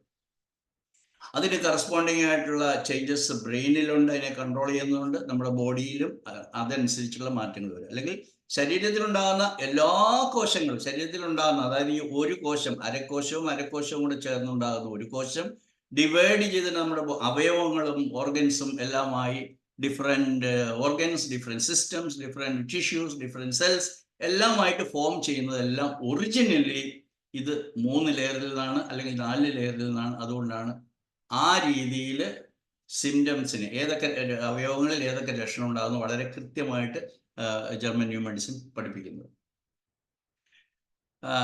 അതുകൊണ്ട് ഇതിനകത്ത് embryology ഉണ്ട്, അതിനോടുകൂടി evolution ഉണ്ട്. കാരണം evolution എങ്ങനെയാണ്, എവല്യൂഷനെ കുറിച്ച് ഒത്തിരി criticisms ഉണ്ട്, അത് സയന്റിഫിക് അല്ല എന്നൊക്കെ പറയുന്നുണ്ട്. ഇതിനെക്കുറിച്ച് നമുക്ക് തെളിവൊന്നുമില്ല. But there are very clear cut indications that during the primordial stage when the life started in the water, amoeba ഫോമിൽ, പിന്നെ അത് ഫിഷ് ഫോമിൽ, പിന്നെ റെപ്റ്റൈൽ ഫോമിൽ, പിന്നെ അനിമൽ ഫോമിൽ, അങ്ങനെയൊക്കെയുള്ള ഡെവലപ്മെൻറ്റിലാണ് നമ്മുടെ ഓരോ ഓർഗൻസ് വരുന്നത്. അപ്പോഴെല്ലാം നമ്മുടെ കോൺഫ്ലിക്റ്റുകളും ഡിഫറെൻ്റ് ആയിരുന്നു. കാരണം അമീബ സ്റ്റേജിലുള്ള കോൺഫ്ലിക്റ്റുകൾ എന്താണ്? ഇഞ്ചക്ഷൻ, അല്ലെ ഫുഡ് കഴിക്കുക, എക്സ്ക്രീറ്റ് ചെയ്യുക, അത്രയേ ഉള്ളൂ. പ്രൊക്രിയേഷൻ. അത് കഴിഞ്ഞിട്ടാണ് അതിന് റെസ്പിറേഷൻ ഡിഫറെൻ്റ് ആയിട്ട് വന്നത്. കരയിലേക്ക് വന്നപ്പോഴത്തേക്ക് അതിന് പ്രൊട്ടക്റ്റ് ചെയ്യേണ്ടതായിട്ട് വന്നു. പ്രധാനപ്പെട്ട വൈറ്റൽ ഓർഗൻസ് പ്രൊട്ടക്റ്റ് ചെയ്യുന്ന ഒരു വിഷയം വന്നു. പിന്നെയും ഡെവലപ്മെൻറ്റ് വന്നപ്പോഴത്താണ് നമ്മൾ ടെറിട്ടോറിയൽ ഇഷ്യൂസ് വന്നത്. കാരണം boundary became important, social life became important. അപ്പോൾ അങ്ങനെയുള്ള ആ എവല്യൂഷണറി ആയിട്ടുള്ള നോളജും എംബ്രിയോളജിക്കൽ ആയിട്ടുള്ള നോളജും കൂടെ ചേർന്നിട്ടാണ് ഈ ontogenetic system of treatment of layers പറയുന്നത്. അത് നമുക്ക് അടുത്ത ക്ലാസ്സിൽ വളരെ വിശദമായിട്ട് കൂടുതൽ നമുക്ക് പറയാം. 4ാമത്തെ ലോ ആണ് എപ്പോഴും നമ്മൾ GNM-നെ കുറിച്ച് ആര് പറഞ്ഞു കഴിഞ്ഞാൽ they don't believe in organisms microbes, അതുകൊണ്ട് നമ്മൾ അതിൽ വിശ്വസിക്കുന്നില്ല, അതുകൊണ്ട് അതിലേക്ക് പോയാൽ നമ്മൾ വല്ല വഴിതെറ്റും എന്നൊക്കെ പറയുന്നത്. നമ്മൾ ആരും യഥാർത്ഥത്തിൽ ചിന്തിക്കുന്നില്ല എന്നുള്ളതാണ്. അപ്പം അങ്ങനെ ഒരു ഗൗരവതരമായി ചിന്തിക്കുന്ന നിങ്ങൾ ഈ ചികിത്സാ മേഖലയിലുള്ളവരും അല്ലെങ്കിൽ കോമൺ മാൻ എന്ന് പറയുന്ന സാധാരണക്കാരൻ ചിന്തിച്ചു തുടങ്ങുക. അതായത് ശരിക്കും ഇങ്ങനെ ഒരു ഇൻഫെക്ഷൻ എന്ന് പറയുന്ന സംഗതി ഉണ്ടോ? കാരണം ഡോക്ടർ ഹാമർ വളരെ വിപ്ലവകരമായ കാര്യം പറഞ്ഞിരിക്കുന്നു.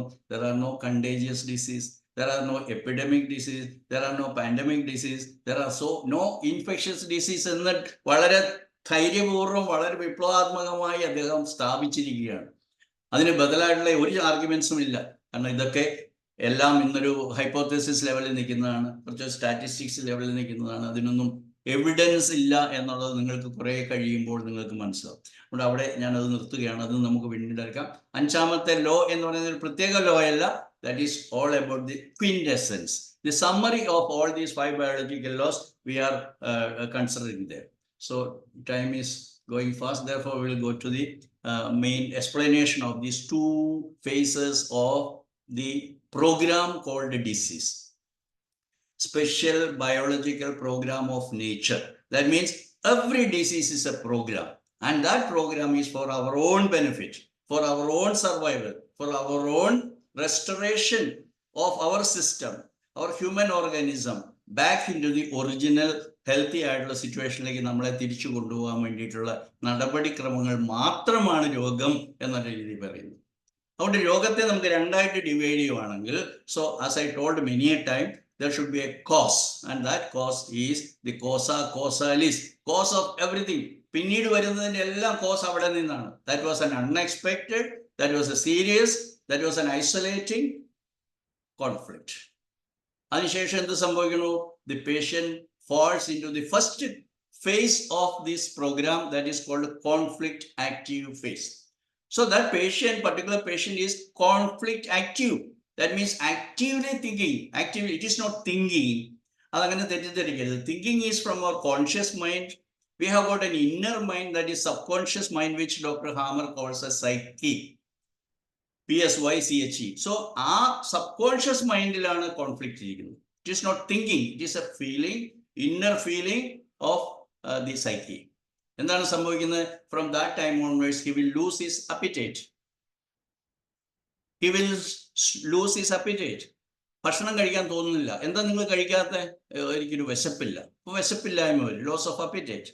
പിന്നെ അന്ന് രാത്രി അയാൾ ഉറങ്ങത്തില്ല, ലോസ് ഓഫ് സ്ലീപ്പ്. എന്തുകൊണ്ട്? Nature is putting him in that sleepless mode in order to help him to find out a solution for that. The loss of money ആവാം, loss of a family member ആവാം, loss of my image ആവാം. ഏത് unexpected ആയിട്ടുള്ള situation വന്നു കഴിഞ്ഞാൽ അതിനെ എങ്ങനെ അതിജീവിക്കാം എന്നുള്ള ചിന്തയ്ക്ക് വേണ്ടി, അതിനെ ഫെസിലിറ്റേറ്റ് ചെയ്യാൻ വേണ്ടി, ഈ ഇൻഡിവിജ്വലിനെ ഹെൽപ്പ് ചെയ്യാൻ വേണ്ടി പ്രകൃതി അയാളെ സ്ലീപ്ലെസ് മോഡിൽ ഇട്ടിരിക്കുകയാണ്. എന്ന് പറഞ്ഞാൽ എന്താണ്? ഉറക്കം കിട്ടുന്നില്ല, തെരഞ്ഞു മറിഞ്ഞു കിടക്കുന്നു, ഇടയ്ക്കിടയ്ക്ക് എണീറ്റ് മൂത്രമൊഴിക്കാൻ പോകുന്നു, തിരിഞ്ഞു വന്ന് കിടക്കുന്നു, കിടന്നാൽ ഉറക്കം കിട്ടുന്നില്ല, കുറേ താമസിച്ച് എണീക്കുന്നു, അല്ല കുറേ താമസിച്ച് ഉറക്കം കിട്ടുന്നു, അല്ലെങ്കിൽ കുറേ നേരത്തെ എണീറ്റ് കിടക്കുന്നു. So he is conflict active. അപ്പൊ ഇത് എല്ലാം ആക്ട് ചെയ്യുന്നത് സിമ്പതറ്റിക് നെർവസ് സിസ്റ്റത്തിന്റെ ഓവർ ആക്ഷൻ കൊണ്ടാണ്. സോ സിമ്പതറ്റിക് നെർവസ് സിസ്റ്റം ആവുമ്പോൾ നിങ്ങൾക്കറിയാം, ഒത്തിരി ഡോക്ടേഴ്സ് ഉണ്ട്, നമ്മുടെ പെരിഫറൽ വാസോ കൺസ്ട്രിക്ഷൻ നടക്കും. Most of the blood will be going into the vital organs, ഹാർട്ടിലേക്കും ലിവറിലേക്കും പ്രധാനപ്പെട്ട ഇന്റേണൽ ഓർഗൻ, ഡൈജഷൻ, ഇങ്ങനെയുള്ളിടത്തേക്ക് blood peripherally there will be coldness to touch. നിങ്ങളൊരു ബോഡി ടച്ച് ചെയ്ത് കഴിഞ്ഞാൽ body will be experiencing that coldness. അതുകൊണ്ട് തണുത്തിരിക്കും. അതുകൊണ്ടാണ് നമുക്ക് ആകെ കുളിര് തോന്നണമെന്ന് പറയും. കുളിര് തോന്നുന്നത് എപ്പോഴാണ്? when I feel I don't have any energy, my energy is lost. ഒന്നിനും പറ്റുന്നില്ല, കുളിര് തോന്നുന്നു, ഈ അന്തരീക്ഷമല്ലാതെ ശീലം. So he is in conflict active phase. Sympathetic nervous system is over dominant. Then ഒരു റെസൊല്യൂഷൻ നടക്കുന്നു. He could manage that situation. He could find out a resolution. അതിന് പരിഹാരം കണ്ടെത്താൻ സാധിച്ചു. അല്ലെങ്കിൽ പുള്ളിക്കാരൻ ഓട്ടോമാറ്റിക്കലി സമയം എടുത്തിട്ട് വിട്ടുകളഞ്ഞേക്കാം. I will try to see in another's view point. അയാൾ എങ്ങനെയാണ് ഈ വിഷയത്തെ കാണുന്നത്, അതുപോലെ ഞാൻ കാണാനായിട്ട് ശ്രമിക്കും. അപ്പോഴെൻ്റെ പ്രശ്നങ്ങൾ കുറച്ച് കുറഞ്ഞതായിട്ട് തോന്നും. ഓരോന്നും ഞാൻ പറയുന്നില്ല, ഓരോ എത്ര വേണമെങ്കിലും എല്ലാ കേസുകളിലും അങ്ങനെയാണ്. നിങ്ങളൊക്കെ ഇതിലൂടെ കടന്നു പോയിട്ടുള്ളവരാണ്. എന്നിട്ട് ഒരു സമയത്ത് അത് പരിഹരിക്കപ്പെട്ടാൽ അവിടെ മുതലാണ് നിങ്ങൾ രോഗം എന്ന് പറയുന്നത്. കാരണം ഈ ഉറങ്ങാതെ കിടന്നതോ വിശപ്പ് നഷ്ടപ്പെട്ടതോ ഇതൊന്നും ആരോടും പറയത്തില്ല. പക്ഷെ ഒരു വശം തളർന്നു പോയി, നെഞ്ചിന് വേദന വന്നു, ഛർദ്ദിച്ചു, വയറിളകി, ഇങ്ങനെയുള്ള സിംറ്റംസ് ആയിട്ട് വരുന്നതെല്ലാം നമ്മൾ ശ്രദ്ധിക്കപ്പെടും. നമ്മൾ മറ്റുള്ളവരോട് പങ്കുവെക്കും, മറ്റുള്ളവരറിയും, വീട്ടിലുള്ളവരറിയും. അപ്പോൾ അവരെ കൊണ്ട് ആശുപത്രിയിൽ പോകും, ഡോക്ടറുടെ അടുത്ത് പോകും, അയാൾക്ക് എന്തോ പ്രശ്നമുണ്ടെന്ന് പറയും. പ്രശ്നം എവിടെയാണെന്ന് ശരീരത്തെ മാത്രം പരിശോധിക്കുന്ന കൺവെൻഷണൽ മെഡിസിൻ ഡോക്ടർമാർക്ക് അറിയത്തില്ല. കാരണം അവർക്ക് മനസ്സ് പരിശോധിക്കുന്ന ഒരു യന്ത്രം അവരുടെ ആശുപത്രിയിൽ ഇല്ല എന്നുള്ള ഒറ്റ കാരണം കൊണ്ട് മനുഷ്യൻ എന്ന് പറയുന്ന ഈ ഒരു ഓർഗാനിസത്തിന്റെ ബ്രെയിനും മൈൻഡും എല്ലാം മാറ്റിവെച്ചിട്ട് ശരീരത്തിൽ കാണുന്നത് മാത്രമാണ് രോഗം. IgG ഇത്ര, സോഡിയം താഴെ കിടക്കണു, ഷുഗർ പൊന്തിപ്പോയി, പ്രഷർ കൂടിപ്പോയി, ഇങ്ങനെയൊക്കെയുള്ള രീതിയിൽ ശരീരത്തിൽ എന്തൊക്കെ മാറ്റങ്ങളുണ്ട് അതെല്ലാം കണ്ടുപിടിക്കാൻ വളരെ മിടുക്കരാണ് അവർ. എന്നിട്ട് അതാണ് കാരണം എന്ന് പറഞ്ഞിട്ട് നമ്മളെ തെറ്റിദ്ധരിപ്പിക്കും. നമ്മൾ അത് ഏറ്റുപാടും. അതൊരു വളരെ അൺഫോർച്ചുനേറ്റ് ആയിട്ടുള്ള സിറ്റുവേഷൻ ആണ്. എനിക്ക് എൻ്റെ ഹോമിയോപ്പതി സുഹൃത്തുക്കളോടാണ് പറയുവാനുള്ളത്, അതൊന്ന് മാറി ചിന്തിക്കണം. അതുകൊണ്ട് നിങ്ങൾ ഈ പറയുന്ന ശാസ്ത്രം നിങ്ങൾ പഠിച്ചേ തീരും. ടിഷ്യൂ ലെവലിൽ ചില ചേഞ്ചസ് വരും ഡ്യൂറിങ് ദി കോൺഫ്ലിക്റ്റ് ആക്ടിവിറ്റി. അതാണ് എല്ലാ മുഴകൾ എന്ന് പറയുന്നത്.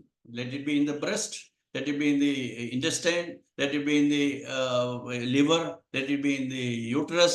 ഇവിടെയൊക്കെ ഉണ്ടാകുന്ന മുഴകൾ ഡ്യൂറിങ് ദി കോൺഫ്ലിക്റ്റ് ആക്ടിവിറ്റി. കാരണം they are all coming from the endoderm origin ആയിട്ടുള്ള ബ്രെയിൻ സ്റ്റെം കൺട്രോൾഡ് ആയിട്ടുള്ള ഓർഗൻസ് ആണ്. അതുകൊണ്ട് ഇതാണ് ഈ മൂന്നാമത്തെ കോൺസ്റ്റിറ്റ്യൂഷൻ പഠിക്കേണ്ടത്, അല്ല മൂന്നാമത്തെ ലോയിൽ പഠിക്കേണ്ടത്. ഏതെല്ലാം അവയവം, ഏതെല്ലാം ഒരു അവയവത്തിൽ തന്നെ വിവിധങ്ങളായ 3 ലെയറിൽ നിന്നുള്ള ടിഷ്യൂസ് ഉണ്ടാവും. For example kidney. ഇപ്പൊ കിഡ്നിയുടെ കളക്ടിങ് ട്യൂബ്യൂൾസ് എൻഡോഡേം ഒറിജിൻ ആണ്. അതിന്റെ മെസൻ കൈമൽ എന്താ പറയാ, അതിന്റെ ബൾക്ക് ഓഫ് ദി കിഡ്നി അത് മീസോഡേം ആണ്. അതിന്റെ കാലിസിസ് അല്ലെങ്കിൽ പെൽവിസ് ഓഫ് ദി കിഡ്നി, അവിടെ മുതൽ ureter down to the bladder and down to the urethra, ഇതെല്ലാം എക്ടോഡേമൽ ആണ്. അതുകൊണ്ട് അതിനെ controlled by the cerebral cortex ആണ്. ഇങ്ങനെയുള്ള കാര്യങ്ങളാണ് തേർഡ് ബയോളജിക്കൽ ലോയിലുള്ളത്. അത് നമുക്ക് അടുത്ത ദിവസം വിശദമായിട്ട് പറയാൻ പറ്റും. അപ്പോൾ cell growth in the endoderm original ആയിട്ടുള്ള ടിഷ്യൂവിലും, cell destruction during the latter's two, latter എന്ന് പറഞ്ഞാൽ ന്യൂ ബ്രെയിൻ എന്ന് പറയാം. അതായത് ന്യൂ മീസോഡേം പ്ലസ് എക്ടോഡേം, ഇതിൻ്റെ അകത്തുണ്ടാകുന്ന ടിഷ്യൂവിൽ during conflict activities cell destruction and during the healing which we are coming to the next stage, that is resolution. So resolution ശേഷമുള്ള ആ ഒരു ഘട്ടത്തെയാണ് പറയുന്നത് ഹീലിംഗ് ഫേസ് എന്ന് പറയുന്നത്. ഈ ഹീലിംഗ് ഫേസ് ആണ് നിങ്ങൾക്ക് സിംറ്റംസ് തരുന്നത്. Let it be pain, let it be swelling, let it be redness, let it be bleeding, എല്ലാ സിംറ്റംസും happening during the healing phase. ഇത് നിങ്ങൾക്ക് മനസ്സിലായി കഴിഞ്ഞാൽ നിങ്ങൾക്ക് ബയോളജിക്കൽ പ്രോഗ്രാം മനസ്സിലാക്കാൻ പറ്റും. In which particular stage this patient or this individual is, അത് നിങ്ങൾക്ക് കൃത്യമായിട്ട് മനസ്സിലാക്കാൻ പറ്റും. അപ്പോൾ അതിൻ്റെ കോൺഫ്ലിക്റ്റിലേക്ക് പോകാൻ പറ്റും. അങ്ങനെ അത് എങ്ങനെ റിസോൾവ് ചെയ്യണമെന്ന് നിങ്ങൾക്ക് പോകാൻ പറ്റും. അതിന് ഒരു ആശുപത്രിയിൽ പോലും പോകണ്ട, ഒരു ഡോക്ടറെ പോലും കാണണ്ട. അതുകൊണ്ട് എന്നെ ശ്രമിക്കുന്ന എല്ലാവരും പഠിച്ചു കഴിഞ്ഞാൽ നിങ്ങൾ മെഡിക്കൽ ഡിഗ്രി ഉണ്ടോ ഇല്ലയോ എന്നുള്ള പ്രശ്നമല്ല. നിങ്ങളുടെ കുടുംബത്തെ ചികിത്സിക്കാനും നിങ്ങൾക്ക് ചികിത്സിക്കാനും നിങ്ങളുടെ ആരോഗ്യത്തെ നിലനിർത്താനായിട്ട് നിങ്ങൾക്ക് സാധിക്കും. അപ്പൊ റിസൊല്യൂഷൻ എന്ന് പറഞ്ഞാൽ അതിനെ പരിഹരിക്കലാണ്. അതിന് പല മെത്തേഡുകളുണ്ട്. ഇപ്പൊ നമ്മൾ തന്നെ സ്വയം അത് വിട്ട് കളഞ്ഞേക്കാം, അത് മറന്നേക്കാം, അത് പോട്ടെ, ദൈവം തന്നതാണ്, ദൈവം എടുത്തു, അത്രേ ഉള്ളൂ. ഒരു വ്യക്തിയാവാം, ഒരു പണമാവാം, ഒരു സാമ്പത്തിക സാഹചര്യമാവാം. ഇത് എനിക്ക് കിട്ടിയതാണ്. ഞാൻ വന്നപ്പോൾ, ഈ ഭൂമിയിലേക്ക് വന്നപ്പോൾ എനിക്കൊന്നും ഉണ്ടായിരുന്നില്ല. പിന്നെ കിട്ടിയതാണ് ഈ പണം, പിന്നെ കിട്ടിയതാണ് ഈ ബുദ്ധി, പിന്നെ കിട്ടിയതാണ് ഈ പ്രശസ്തി, പിന്നെ കിട്ടിയതാണ് ഇതെല്ലാം. അങ്ങനെ നമ്മളത് മനസ്സിലാക്കുകയാണെങ്കിൽ നമുക്ക് ഇതിനെ പരിഹരിക്കാനായിട്ട് ഇത് ഒരു മെത്തേഡ് മാത്രമല്ല, ധാരാളം മെത്തേഡ് ഉണ്ട്. നമുക്ക് ഇതിനെ റിസോൾവ് ചെയ്യാം. അതല്ല നമ്മുടെ ടോപ്പിക്. അതുകൊണ്ട് നമ്മൾ what are the characteristic symptoms of the healing phase. ഈ ഹീലിംഗ് ഫേസിനെ അല്ല റിപ്പയറിംഗ് ഫേസ് എന്ന് പറയും. റിപ്പയറിംഗ് ഫേസ് ഇതിനെ നമുക്ക് വീണ്ടും രണ്ടായിട്ട് തിരിക്കുന്നുണ്ട്. ഒന്ന് PCL-A, PCL-B ആൻഡ് എപ്പിലെപ്റ്റോഡ് ക്രൈസിസ്. ഇങ്ങനെ 3 ഘട്ടങ്ങളുണ്ട്. അതിൽ PCL-A എന്ന് പറയുന്നത്, അത് പറയുന്ന പോലെ തന്നെ ആദ്യത്തെ ഭാഗം, അതായത് റെസൊല്യൂഷന് ശേഷം പ്രശ്നം പരിഹരിച്ചു, പക്ഷേ അതിനുശേഷം കുറേ ചേഞ്ചസ് ബോഡിയിലും ബ്രെയിനിലും മനസ്സിൽ പോലും സംഭവിക്കുന്നുണ്ട്. അപ്പൊ ബ്രെയിനിലുള്ളതിനെ കുറിച്ച് കൃത്യമായി പറഞ്ഞു കഴിഞ്ഞാൽ there will be a brain edema. സത്യം പറയട്ടെ, GNM പഠിക്കുന്നത് വരെ എനിക്ക് ബ്രെയിൻ ഇഡിമ എന്ന് പറയുന്നത് നമുക്ക് അറിയില്ല, നമ്മളെ ആരും പഠിപ്പിച്ചിട്ടില്ല. സോ ബ്രെയിൻ ഇഡിമ എന്ന് പറഞ്ഞത് സ്ട്രെസ് പുഷ് ചെയ്യും എന്ന് പറഞ്ഞാൽ ബ്രെയിനിൽ ഒരു ലെവൽ കഴിഞ്ഞ് അക്യുമുലേഷൻ വന്നു കഴിഞ്ഞാൽ that will B pushed out side. അന്നേരമാണ് നമുക്ക് ഛർദി തോന്നുന്നത്. അതായത് body also will push out this fluid. അന്നേരമാണ് നമുക്ക് ബ്ലറിങ് ഓഫ് വിഷൻ വരുന്നത്. അന്നേരമാണ് നമുക്ക് തലവേദന വരുന്നത്. അന്നേരമാണ് നമുക്ക് തലയ്ക്ക് എന്തോ പോലെ ആകുമെന്ന് പറയുന്നത്.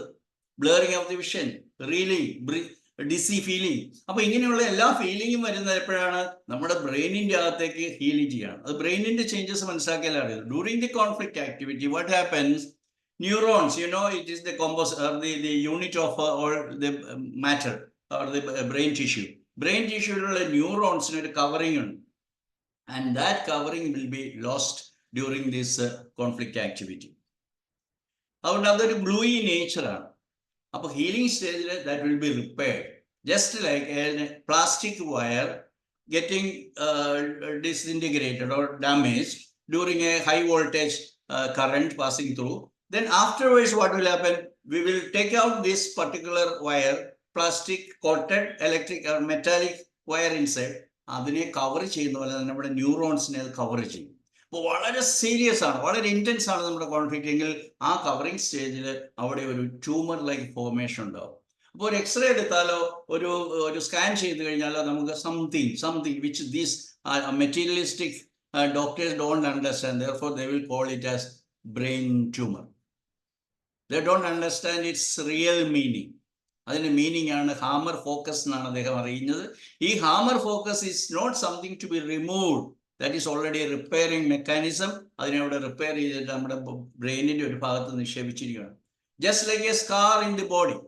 നമുക്കൊരു വണ്ടി കൂട്ടിയിടിച്ച് നമ്മുടെ ബോഡിയിൽ ഒരു സ്കാർ ഉണ്ടായി കഴിഞ്ഞാൽ, yes, by seeing this scar I should be proud that I'm not killed, I'm still alive after the accident. So that should give us happiness. ഇതുപോലെ നമ്മുടെ ബ്രെയിൻ കണ്ടു കഴിഞ്ഞാൽ അതിന് CT സ്കാൻ എടുത്ത് പോയി അവിടെ സംതിങ് അൺഎക്സ്പ്ലെയിനബിൾ ആയിട്ടുള്ള ഒരു ട്യൂമർ അത് ബ്രെയിൻ ട്യൂമർ. അതുകൊണ്ട് അയാളെ അത് വലുതായേക്കാം, അയാൾ മാരകമായേക്കാം, ബ്രെയിൻ ട്യൂമർ അത് മലിഗ്നന്റ് ആയേക്കാം, അതുകൊണ്ട് ചത്തുപോയേക്കാം എന്നൊക്കെ പറഞ്ഞ് തല വെട്ടിപ്പൊളിക്കുന്ന ഒരു മോഡേൺ സിറ്റുവേഷൻ ആണ് എന്നുള്ളത്. ഞാൻ ഈ പറഞ്ഞതിൻ്റെ അതെല്ലാം എങ്ങനെയാണ് മോഡേൺ മെഡിസിൻ എന്ന് പറയുന്ന കൺവെൻഷണൽ മെഡിസിൻ ജനങ്ങളെ തെറ്റിദ്ധരിപ്പിക്കുന്നത് എന്നുള്ളതിൻ്റെ എല്ലാം ഉൾക്കൊണ്ടിട്ടുണ്ട്. അതെല്ലാം വിശദീകരിക്കാൻ പോയാൽ ഒത്തിരി സമയമെടുക്കും. അതുകൊണ്ട് മറ്റു ലക്ഷണങ്ങൾ എന്തെല്ലാമാണ് ഞാൻ പറഞ്ഞു. ബ്രെയിൻ ഇഡിമ ഉണ്ടാകുന്നു. എന്തിന്? When there is A healing there is A fluid accumulation around. അത് ഡോക്ടർ ഹാമർ പറഞ്ഞതാണ്. whenever there is a healing or there will be a fluid accumulation around, the whole body fluid will be accumulated to that particular area where the healing is taking place, and that is exactly what is called brain pressure. നമുക്ക് തലവേദന വരുന്നു, തലവിങ്ങൽ പോലെ വരുന്നു, പൊട്ടിപ്പോകുന്ന പോലെ തരുന്നു. ഇനി രണ്ടാമത്തെ stage ആണ് സ്കാർ സ്റ്റേജ്, അല്ലെ സ്കാർ ഫോർമേഷൻ. അതിന് യൂറിനറി ഫേസ് എന്ന് പറയും, PCLB. അതിൻ്റെ ഇടയ്ക്ക് വളരെ മനോഹരമായിട്ടൊരു സംഭവമുണ്ട്. GNM പഠിക്കുന്നവരെ എനിക്ക് ഒരിക്കലും അറിഞ്ഞിട്ടില്ല, നിങ്ങൾക്ക് ആർക്കും, അല്ലെങ്കിൽ GNM ശരിക്കും പഠിക്കാത്തവർക്ക് അറിയത്തില്ല. അതിനാണ് എപ്പിലെപ്റ്റോയിഡ് ക്രൈസിസ് എന്ന് പറയുന്നത്. ഞാൻ പലപ്പോഴും എപ്പിലെപ്റ്റോയിഡ് ക്രൈസിസിനെ കമ്പയർ ചെയ്യുന്നത്, നമ്മൾ കുറേ നാൾ ഉപയോഗിക്കാതിരുന്ന ഒരു മുറിക്കകത്ത് അതിനെ വൃത്തിയാക്കാനായിട്ട് ഒരാളെ കൊണ്ടുവന്നു എന്ന് വിചാരിക്കുക. ഈ റൂം വൃത്തിയാക്കണം, 1 മാസമായിട്ടല്ല, 1 വർഷമായിട്ട് ഉപയോഗിച്ചിട്ടില്ല. അപ്പോൾ എന്ത് ചെയ്യും? ആദ്യമേ കുറച്ച് വെള്ളം കൊണ്ടൊന്ന് ചെയ്യുമല്ലോ ചെയ്യുന്നത്. ആദ്യം നമ്മൾ അതിനെ ഒന്ന് ക്ലീൻ ചെയ്യും, ബ്രൂം ഇട്ടിട്ട് നമ്മളൊന്ന്.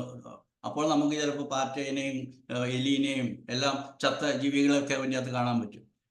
ദയവായി അതിനെ റിമൂവ് ചെയ്തുകൊണ്ട് റൂം ക്ലിയർ ആക്കിയിട്ടില്ല. നെക്സ്റ്റ് എന്ത് ചെയ്യും? കുറച്ചുകൂടെ ഫൈൻ ആയിട്ടുള്ള ബ്രൂം കൊണ്ടുവന്നിട്ട് അത് നമ്മളൊന്നുകൂടെ ക്ലീൻ ചെയ്യും. അപ്പോൾ കുറച്ചുകൂടെ കൂടുതലായിട്ടുള്ള ഐറ്റംസിനെ കിട്ടും. ചെറിയ പാറ്റകൾ, ചെറിയ എലി, പല്ലി എല്ലാം കിട്ടും. അതും കഴിഞ്ഞിട്ട് സോളിഡ് മെറ്റീരിയൽ എല്ലാം തീർന്നു, ഇനി ക്ലീൻ ചെയ്യണം. അപ്പോൾ ആദ്യം കുറെ വെള്ളം കൊണ്ടുവന്ന് വെച്ചാൽ ആ വെള്ളം എല്ലാം കൂടെ എടുത്തു. എങ്ങനെയിരിക്കും ആ വെള്ളം? You can imagine, that will be thrown out. Then again will bring a bucket of water. അപ്പോൾ ഒന്നുകൂടെ ക്ലീൻ ചെയ്യും. അപ്പോൾ എങ്ങനെയിരിക്കും?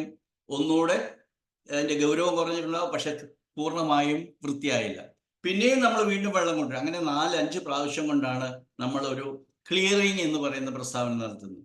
നിങ്ങളൊന്ന് ശരിക്കും ചിന്തിച്ചു കഴിഞ്ഞാൽ നിങ്ങളുടെ ശരീരത്തിൽ നടക്കുന്ന ഇതുപോലെയുള്ള ഇതിനെ എപ്പിലെപ്റ്റോയിഡ് ക്രൈസിസ് എന്ന് പറയും. എന്താണ് എപ്പിലെപ്സിയിൽ ഉണ്ടാകുന്ന ഈ മൂവ്മെന്റ്സ് എന്നുള്ളത് നിങ്ങൾക്ക് എല്ലാവർക്കും അറിയാം, നിങ്ങൾ കണ്ടിട്ടുണ്ടാവും, അനുഭവിച്ചിട്ടുണ്ടാവും. ഇത് തന്നെയാണ് അവിടെ നടക്കുന്നത്. ബ്രെയിനിലാണെങ്കിൽ തലവേദന വരുന്നു, അത് സിവിയർ തലവേദന വരുന്നു, അല്ലെ നമ്മൾ പറയുന്നതിനെ മൈഗ്രെയിൻ എന്ന് പറയും, സിവിയർ. കാരണം എന്താണ്? എനിക്ക് ഛർദ്ദിക്കാൻ വരുന്നു, എനിക്ക് ഓക്കാനിക്കാൻ പോകുന്നു, കക്കൂസിൽ പോകണമെന്ന് തോന്നുന്നു, എന്തൊക്കെയോ തോന്നുന്നു. ഇത് അതിൻ്റെ തലവേദന എന്ന് പറയുന്ന ബ്രെയിനിലുള്ള പ്രഷർ, ബ്രെയിൻ പ്രഷറിനെ എക്സ്പെല് ചെയ്യാനായിട്ട് ശരീരം എടുക്കുന്ന ഒരു മെത്തേഡ്. ഇത് ബോഡിയിലും അതേപോലെ സംഭവിക്കും. സോ ഇതൊന്നും വിശദമായിട്ട് പറയുന്നില്ല. എവറി ബൗട്ട് ഓഫ് കഫ്, നിങ്ങൾ ചുമയ്ക്കുമ്പോഴെല്ലാം സംഭവിക്കുന്ന ബ്രെയിനിൻ്റെ അകത്തുള്ള പ്രഷറിനെ നിങ്ങൾ പുറത്തേക്ക് കളയുകയാണ്. Every vomiting is that, every purging is that. ഞാൻ ഒരിക്കൽ ക്ലാസ് പറഞ്ഞല്ലോ, ഒറ്റ ഛർദ്ദിക്ക് ആരും ഛർദ്ദിക്കാനുള്ളത് മുഴുവനും കളയുന്നില്ല. ഒന്ന് ഛർദ്ദിച്ചു, പിന്നെ രണ്ടാമത് ഛർദ്ദിച്ചു, മൂന്ന് ഛർദ്ദിച്ചു, അങ്ങനെയാണ് പോവുക. വയറിളകുന്നത് അങ്ങ് പോയിരുന്നാൽ അങ്ങനെ വയറിളകാറില്ല. ചെന്നപാടെ കുറേ പോയി, പിന്നെ കുറച്ചുകൂടെ പോയി, പിന്നെ കുറച്ചുകൂടെ പോയി, ഇങ്ങനെയാണ് അത് മുഴുവൻ പൂർണ്ണമായും പോകുന്നത്. Delivery, labour is not happening at a particular സ്റ്റേജിലല്ല. It has got a pain, അല്ലെങ്കിൽ നമ്മൾ ലേബർ പെയിൻ എന്ന് പറയും. അത് സ്പാസ്മോഡിക് ആയിട്ട് വന്നു പോയി അങ്ങനെ പല പ്രാവശ്യം പുഷ് ചെയ്താണ് the product of conception is coming out as the baby. ഇവിടെ ഉള്ളവരിൽ മിക്കവരും മെയിൽ പീപ്പിൾ ആണെങ്കിൽ you all have experienced what exactly is orgasm.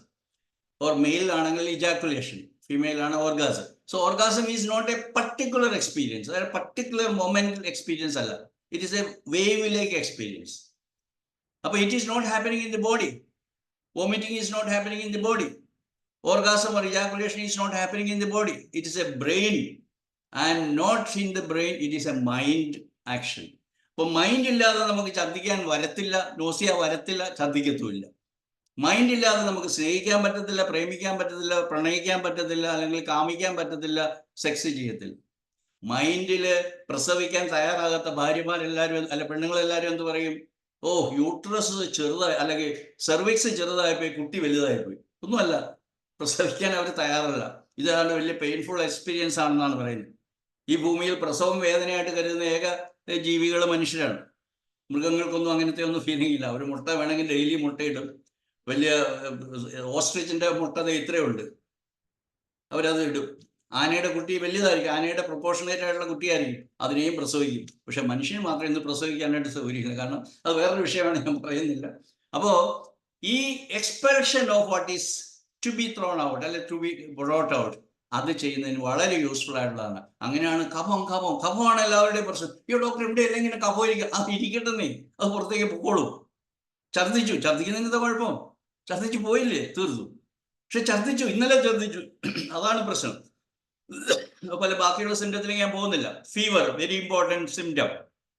ഈ ലോകത്തിൽ പനി താത്താനായിട്ടുള്ള ഒരു മരുന്ന് ആരും കൊടുക്കാതിരുന്നെങ്കിൽ ഈ പനി എത്രയോ മനോഹരമാണെന്ന് എല്ലാവരും ആസ്വദിച്ച് അതിനെ വെൽക്കം ചെയ്ത് ഒരു ദിവസം റെസ്റ്റ് എടുത്ത്, ഒരു ദിവസം ലൈറ്റ് ഫുഡൊക്കെ കഴിച്ച് റെസ്റ്റ് എടുത്തിരുന്നെങ്കിൽ ഇവിടെ ഒരു പാരസെറ്റമോൾ ബിസിനസ് നടക്കുമായിരുന്നില്ല. എന്നെ ശ്രമിക്കുന്നവർ എത്ര പേര് അത് ഉൾക്കൊള്ളുമെന്ന് എനിക്കറിയത്തില്ല. 50 പേരിപ്പോൾ എൻ്റെ സംസാരം കേൾക്കുന്നുണ്ട്. Paracetamol is doing against nature. You are unnecessarily suppressing the natural process. Vomiting നിർത്താനായിട്ട് മരുന്ന് കൊടുക്കുമ്പോൾ, ഡയറിയ നിർത്താനായിട്ട് മരുന്ന് കൊടുക്കുമ്പോൾ, സിസേറിയൻ നടത്തി ഇതിലൂടെ കുട്ടീനെ എടുക്കുമ്പോൾ, എല്ലാം ചെയ്യുന്നത് നേച്ചറിന് വിരുദ്ധമായിട്ടുള്ളതാണ്. അതിനനുസരിച്ചിട്ട് നമ്മൾ പ്രകൃതി നമുക്കിട്ട് തിരിച്ചടി കിട്ടും. അപ്പോൾ ലക്ഷണങ്ങൾ ഞാൻ ഒന്നുകൂടെ പറയുവാണ്. നാച്ചുറൽ ആയിട്ടുള്ള റെസൊല്യൂഷൻ നടന്നു കഴിഞ്ഞാൽ നമ്മുടെ ശരീരം, തണുത്തിരുന്ന ശരീരമെല്ലാം ചൂടുപിടിക്കും, നമ്മുടെ ശരീരത്തിന് മൊത്തത്തിൽ പനി വരും. അതേസമയം നമ്മളോട് പറയും, നീ അവിടെ കിടന്നു, ക്ഷീണം അനുഭവപ്പെടും. എന്തുകൊണ്ടാണ് ക്ഷീണം അനുഭവപ്പെടുന്നത്? ബിക്കോസ് ക്ഷീണം വരുമ്പോഴത്തേക്കും നമ്മൾ ഈ ആക്ടിവിറ്റി നടക്കുകയാണ്, ഇമ്പോർട്ടൻറ്റ് റെസ്പിറേഷൻ നടക്കുകയാണ്, പ്രധാനപ്പെട്ട കാര്യങ്ങളെല്ലാം നടക്കുന്ന സമയത്ത് നിങ്ങൾ ക്ഷീണം എന്ന് നമ്മൾ അനുഭവപ്പെടുന്നതിൻ്റെ ഒരു നെഗറ്റീവാണെന്നാണ്. ക്ഷീണമുണ്ടോ, നിങ്ങൾക്ക് ടോണിക്ക് വേണം. ക്ഷീണമുണ്ടോ, രോഗം പോയില്ല. അങ്ങനെയല്ല, ക്ഷീണം അനുഭവപ്പെടുന്നത് നിങ്ങളുടെ രോഗം പോയിരിക്കുന്നു. ക്ഷീണമാണെങ്കിൽ നിങ്ങൾ പ്രത്യേകിച്ച് ഒന്നും ചെയ്യേണ്ട, നിങ്ങൾ ഒന്ന് റെസ്റ്റ് എടുത്താൽ മതി, നിങ്ങൾ ഭക്ഷണം ഒന്ന് കുറച്ചാൽ മതി. ഇനി ഇതിൽ ഏറ്റവും പ്രധാനപ്പെട്ട കാര്യമായിട്ട് നിങ്ങളോട് പറയാനുള്ളത്, most of the symptoms occur during the healing phase. ഇതാണ് നിങ്ങൾ മനസ്സിലാക്കേണ്ടത്.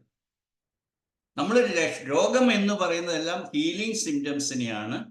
ഹീലിംഗ് സിംറ്റംസ് എന്ന് പറഞ്ഞാൽ body automatically heals, we don't need to do anything. അപ്പൊ ഡോക്ടർമാർക്ക് മരുന്ന് കൊടുത്താലേ പനി മാറത്തുള്ളൂ. പനി മാറണ്ടെന്നേ, പേടിക്കാതിരുന്നാൽ മതി. നിങ്ങൾ നിങ്ങളുടെ ശ്രദ്ധിക്കുന്ന ധാരാളം ഡോക്ടേഴ്സ്, നിങ്ങളുടെ കുഞ്ഞിന്റെ പനി 2 ദിവസം 3 ദിവസം 4 ദിവസത്തേക്ക് നീണ്ടുന്നുണ്ടെങ്കിൽ നിങ്ങളുടെ അമ്മയ്ക്കാണ് മരുന്ന് കൊടുക്കേണ്ടത്. അല്ല അമ്മയുടെ ആങ്സൈറ്റി കൊണ്ട് മാത്രമാണ് ആ ലക്ഷണങ്ങൾ നീണ്ടു പോകുന്നത്.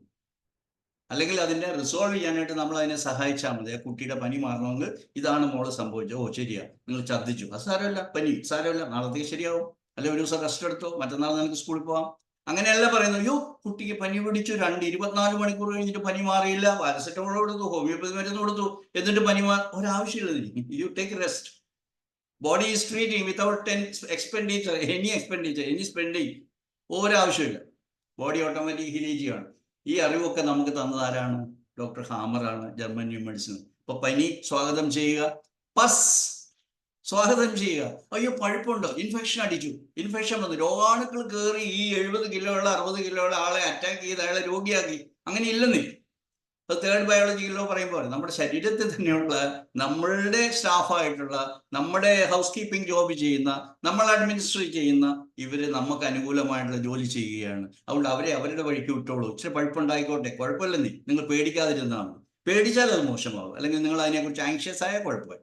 പിന്നെ അതിനെ സ്റ്റോപ്പ് ചെയ്യാനുള്ള ആന്റിബയോട്ടിക്സ്, അല്ലെങ്കിൽ ഇപ്പം അത് കൊല്ലുക. അപ്പൊ കൊല്ലുമ്പോൾ എന്താണ്? ബോഡിയിലുള്ള ഈ ബയോം അല്ലെങ്കിൽ എന്താ മൈക്രോബയോം ഉള്ളിൽ ഇല്ലാതെ ആവുകയാണ് ചെയ്യുന്നത്. അപ്പോഴത്തെ ഹീലിങ്ങിന് വേണ്ടി ബോഡി അവിടെ പോകാനാ? Healing is to be done by these micro organisms and they are all killed by the antibiotics. അപ്പോൾ അങ്ങനെയല്ല ചെയ്യേണ്ടത് എന്നുള്ളത് നിങ്ങൾ മനസ്സിലാക്കണം. ഇനി പെയിൻ, മോസ്റ്റ് ഇമ്പോർട്ടൻ്റ്ലി എല്ലാവരുടെയും രോഗം എന്ന് പറഞ്ഞാൽ എന്താ? പ്രധാനമായിട്ടും പെയിൻ. ഡോക്ടർ പെയിൻ സഹിക്കത്തില്ല, ഡോക്ടർ പെയിൻ സഹിക്കത്തില്ല. You understand what is pain, then you will be able to tolerate pain. എല്ലാ വേദനകൾക്കും ഒരു അർത്ഥമുണ്ട്. ആ വേദനകളിലൂടെ നിങ്ങളോട് പറയുവാണ് ഇത്രയും മൂവ്മെന്റ് മതി, കാരണം നിങ്ങളുടെ കാൽ ഒടിഞ്ഞിരിക്കുവാണ്, അല്ലെങ്കിൽ ഇങ്ങനെ അൾസർ ഉണ്ട്, അപ്പൊ അത്രയും മതി, അത് കഴിഞ്ഞാൽ നിങ്ങൾക്ക് വേദന വരും. നിങ്ങൾക്ക് വേദന ഉണ്ടെങ്കിൽ എന്താണ്? നിങ്ങളുടെ റെസൊല്യൂഷൻ പെർഫെക്റ്റ് ആയിട്ടില്ല, യു ആർ ഇൻ ദി ഹാങ്ങിങ് ഹീലിംഗ്. അങ്ങനെ പല മീനിങ്ങുകളിൽ ഓരോ വേദനയും നിങ്ങളോട് പറയുന്നുണ്ട്. അല്ല, വേദനയല്ല ഇല്ലാതെയാക്കേണ്ടത്, അതിന്റെ കോസ് ആണ് നിങ്ങൾ ഇല്ലാതെയാക്കേണ്ടത്. Pains are all repairing symptoms ആണ്. Pain are all side effect of tissue repairing അല്ലെ regeneration. Fatigue is to be welcomed. For example, നമ്മളൊരു കോമൺ കോൾഡ് പറയുവാണെങ്കിൽ നിങ്ങൾ കാണുന്ന ജലദോഷം, തുമ്മല്, ചീറ്റല്, മൂക്കിൽ നിന്ന് ഒഴുകുന്നു, മൂക്ക് പുകയുന്നു, മൂക്ക് ചൊറിയുന്നു, ഇതെല്ലാം ഹീലിംഗ് സിംറ്റംസ് ആണ്. അല്ലെങ്കിൽ ചെസ്റ്റിൽ നിന്നും ബ്ലഡ് വരുന്നു, സീരിയസ് ആയിട്ടുള്ള ട്യൂബർക്കുലോസിസ് ഇൻഫെക്ഷൻ ആണ്. ഇൻഫെക്ഷൻ എന്ന് പറഞ്ഞാൽ നമ്മളെ പഠിപ്പിച്ചിരിക്കുന്നത് രോഗാണുക്കൾ ഇങ്ങനെ പറന്ന് നടന്ന് അന്തരീക്ഷത്തിൽ കൂടെ വന്ന് ഇങ്ങനെ സെലക്ട് ചെയ്ത്, അല്ലെങ്കിൽ ഇങ്ങനെ എയർപോർട്ടിൽ, ഞാൻ തമാശ പറയാറുണ്ട്, എയർപോർട്ടിൽ നിന്ന് ഫ്ലൈറ്റ് ഇറങ്ങി ടാക്സി പിടിച്ച് നിങ്ങളുടെ വീട്ടിൽ വന്ന് ഇവിടെ ഒരു ആളുണ്ടല്ലോ, അല്ലെങ്കിൽ നിങ്ങളുടെ ഒരു എക്സ് ഉണ്ട്, അയാൾക്ക് ചെസ്റ്റ് ഉണ്ട്, അല്ലെങ്കിൽ ലങ്സ് ഉണ്ട്, ലങ്സിനെ കയറി പിടിക്കുകയാണ് ഈ പാവം പിടിച്ച് ഓർഗാനിസം. അങ്ങനെയൊന്നും ഇല്ലെന്നേ. നമ്മുടെ ഉള്ളിൽ തന്നെ മൈക്രോ ഓർഗാനിസം അല്ലെങ്കിൽ TB ബാക്ടീരിയ നമ്മുടെ ഉള്ളിലുണ്ട്. എല്ലാ ഫംഗസും നമ്മുടെ ഉള്ളിലുണ്ട്, ബാക്ടീരിയ എല്ലാം ഉണ്ട്, വൈറസ് അത് ജീവനുള്ളതാണോ ഇല്ലയോ എന്ന് ഹാമർ പറഞ്ഞിട്ടില്ല, സംശയത്തിൽ നിർത്തിയിരിക്കുകയാണ്. അത് നിങ്ങൾ കൂടുതൽ പഠിച്ചാൽ മനസ്സിലാവും. അത് ജീവനുള്ള ഒരു സാധനമാണ്, അല്ലെങ്കിൽ അത് ഇങ്ങനെ അറ്റാക്ക് അങ്ങനെയൊന്നുമില്ല. നമ്മുടെ ബോഡിയിൽ അതുണ്ട്, അതിന് പ്രത്യേക സ്ഥലമുണ്ട്. ജസ്റ്റ് ലൈക്ക് ഞാൻ കഴിഞ്ഞ ദിവസം പറഞ്ഞതാണ് ഉദാഹരണം. നമ്മുടെ കുക്ക് ചെയ്യുന്നവരെ പിടിച്ച് നമ്മുടെ ഓഫീസിൽ, അല്ലെങ്കിൽ ഫ്രണ്ട് ഓഫീസിലോ അല്ലെങ്കിൽ മെയിൻ മാനേജേഴ്സ് ഓഫീസിലോ കൊണ്ട് ഇരുത്താറില്ല. അവർക്ക് ഓരോ ത്രഷോൾഡ് എന്ന് പറയും. ഓരോ പ്രത്യേകിച്ച് ഡെപ്യൂട്ടഡ് ആയിട്ടുള്ള ചില സ്ഥലങ്ങളുണ്ട്, അവിടെയാണ് അവർ വർക്ക് ചെയ്യേണ്ടത്. അല്ല, കിച്ചണിലിരിക്കുന്നവരോട് ഇത്, അല്ലെങ്കിൽ ഹോട്ടലിലെ ക്ലീനിങ് സ്റ്റാഫിനോട് വന്നിട്ട് മാനേജറുടെ ഡിസ്കഷൻ ഉണ്ട്, മീറ്റിംഗ് ഉണ്ടെന്ന് പറഞ്ഞാൽ they are not suppose to attend those meetings. ഇങ്ങനെ അവർക്കൊക്കെ ഡിവൈഡ് ചെയ്ത് കൊടുത്തിരിക്കുന്ന, അലോട്ട് ചെയ്തിരിക്കുന്ന പ്രത്യേക ഏരിയ ഉണ്ട്. അതാണ് ത്രഷോൾഡ് എന്ന് പറയുന്നത്. അപ്പൊ ഇതൊക്കെ കൂടെ മനസ്സിലാക്കിയാൽ മാത്രമേ what ever is happening in the body as A part of this healing is all for the benefit of us. ഞാൻ ക്ലാസ് എടുക്കുമ്പോൾ ഇന്നിപ്പോൾ സമയമുണ്ടോ എന്ന് എനിക്കറിയത്തില്ല, ഞാൻ പറയാനുള്ള ഒരു ഉദാഹരണം പറയാം. ഞാൻ ഇപ്പോൾ ഇരിക്കുന്നത് ഒരു 5 വർഷം അല്ല, വേറെ ഒരു ക്ലിനിക്കിലാണ് ഇപ്പോൾ. ഒരു 5 വർഷം മുമ്പ് ഞാനൊരു ക്ലിനിക്ക് കൺസ്ട്രക്ട് ചെയ്തു. അപ്പോൾ അന്നൊക്കെ പറഞ്ഞിരുന്ന ഒരു ഉദാഹരണമുണ്ട്. സപ്പോസ് ഈ ക്ലിനിക്കിന്റെ മുകളിൽ നിലയില്ല, കാരണം അത് ടെമ്പററി ആയിട്ട് എടുത്തതാണ്. അപ്പോൾ ഫസ്റ്റ് ഫ്ലോർ എന്ന് പറയുന്ന സങ്കല്പമില്ല, ഒറ്റ റൂഫ് പ്ലാസ്റ്ററാണ്. സപ്പോസ് ഇവിടെ ഒരു ഭിത്തിയിൽ ഒരു എന്താ പറയുക മെറ്റൽ പീസ് വന്നിടിച്ചു, ഈ ഭിത്തി പൊട്ടിപ്പോയി. എന്ത് സംഭവം? എന്താ ചെയ്യാ? നമുക്ക് ആ പൊട്ടിയ പീസ് അതേപടി എടുത്തു വെക്കുവാണോ ചെയ്യുന്നത്? അല്ല. ഡോക്ടർ ഹാമർ പറഞ്ഞിരിക്കുന്ന റിപ്പയറിങ്ങിനെ കുറിച്ച് നിങ്ങൾ ചിന്തിക്കുക. സോ ആ particular broken dry piece of cement അല്ല നമ്മൾ തിരിച്ചു അവിടെ വെക്കുന്നത്. We will bring a fresh thing. എന്താണത്? പൊടി മേടിക്കും. അത് മാത്രമാണോ? സാൻഡ് ഉണ്ടായിരിക്കും. അത് മാത്രമാണോ? കുറച്ച് വെള്ളം വേണം. സാൻഡ്, വെള്ളം, ഇതിനെ ചാന്ത് എന്ന് പറയും, അല്ലെങ്കിൽ ഗ്രൗട്ട് എന്ന് പറയും മലബാറിലൊക്കെ. ഈ സാധനമാണ് നമ്മൾ വെക്കുന്നത്. അത് ചിലപ്പോൾ ഒരാഴ്ച കൊണ്ട് നിങ്ങൾക്ക് ശരിയാക്കി തരും. എന്താ ചെയ്യുക? Every healing takes place in a fluid medium. നിങ്ങൾ ആ പൊട്ടിയ ഡ്രൈ ആയിട്ടുള്ള piece of broken cement piece repair ചെയ്യേണ്ട സ്ഥലത്ത് തിരിച്ചു വെച്ച് കഴിഞ്ഞാൽ പിടിക്കത്തില്ല. So what are the things that you are doing? നിങ്ങൾ അതിന്റെ പെരിഫറി ഒന്ന് ചിപ്പ് ചെയ്യണം. എന്തിന്? എന്നാലേ അവിടെ പുതിയതായിട്ട് നമ്മൾ അപ്ലൈ ചെയ്യാൻ പോകുന്ന ഗ്രൗട്ട് പിടിക്കത്തുള്ളൂ. ആ ചിപ്പ് ചെയ്യല്, വെള്ളം കൊണ്ടുവരവ്, സിമെന്റ് പൊടി കൊണ്ടുവരിക, ബേബി ജെല്ലി എന്ന് പറയും ചെറിയ മെറ്റൽ പീസ് അല്ലെങ്കിൽ സാൻഡ്, ഇതെല്ലാം കൂടെ കൂടി ചേർക്കണം, അവിടെ അപ്ലൈ ചെയ്യണം. നിങ്ങളോട് പറയും ഒരാഴ്ചത്തേക്ക് അത് തുടരുത്. നമ്മൾ കുട്ടികളെ തമാശ പറയാമല്ലോ, ഒരു ചെടി വെച്ച് കഴിഞ്ഞാൽ അത് വേര് പിടിക്കുമെന്നാണ് പറഞ്ഞത്. വേര് പിടിച്ചോന്ന് അറിയാനായിട്ട് നമുക്കൊന്ന് പൊക്കി നോക്കാം. അങ്ങനെ ചെയ്തു കഴിഞ്ഞാൽ എന്ത് സംഭവിക്കും? ദാറ്റ് ഈസ് കോൾഡ് ഹാങ്ങിങ് ഹീലിംഗ്. പിന്നെയും വീണ്ടും അതേ പ്രോസസ്സ് ചെയ്യേണ്ടി വരും, നാരായണത്ത് പ്രാന്തം ചെയ്യുന്നവർ. അപ്പൊ അതുകൊണ്ട് നമ്മൾ മേസ്ത്രിയെ വിശ്വസിക്കുക. ഇവിടെ മേസ്ത്രിയുടെ ജോലി ചെയ്യുന്നത് ബാക്ടീരിയ, മൈക്രോബ്സ് ആയിരിക്കാം.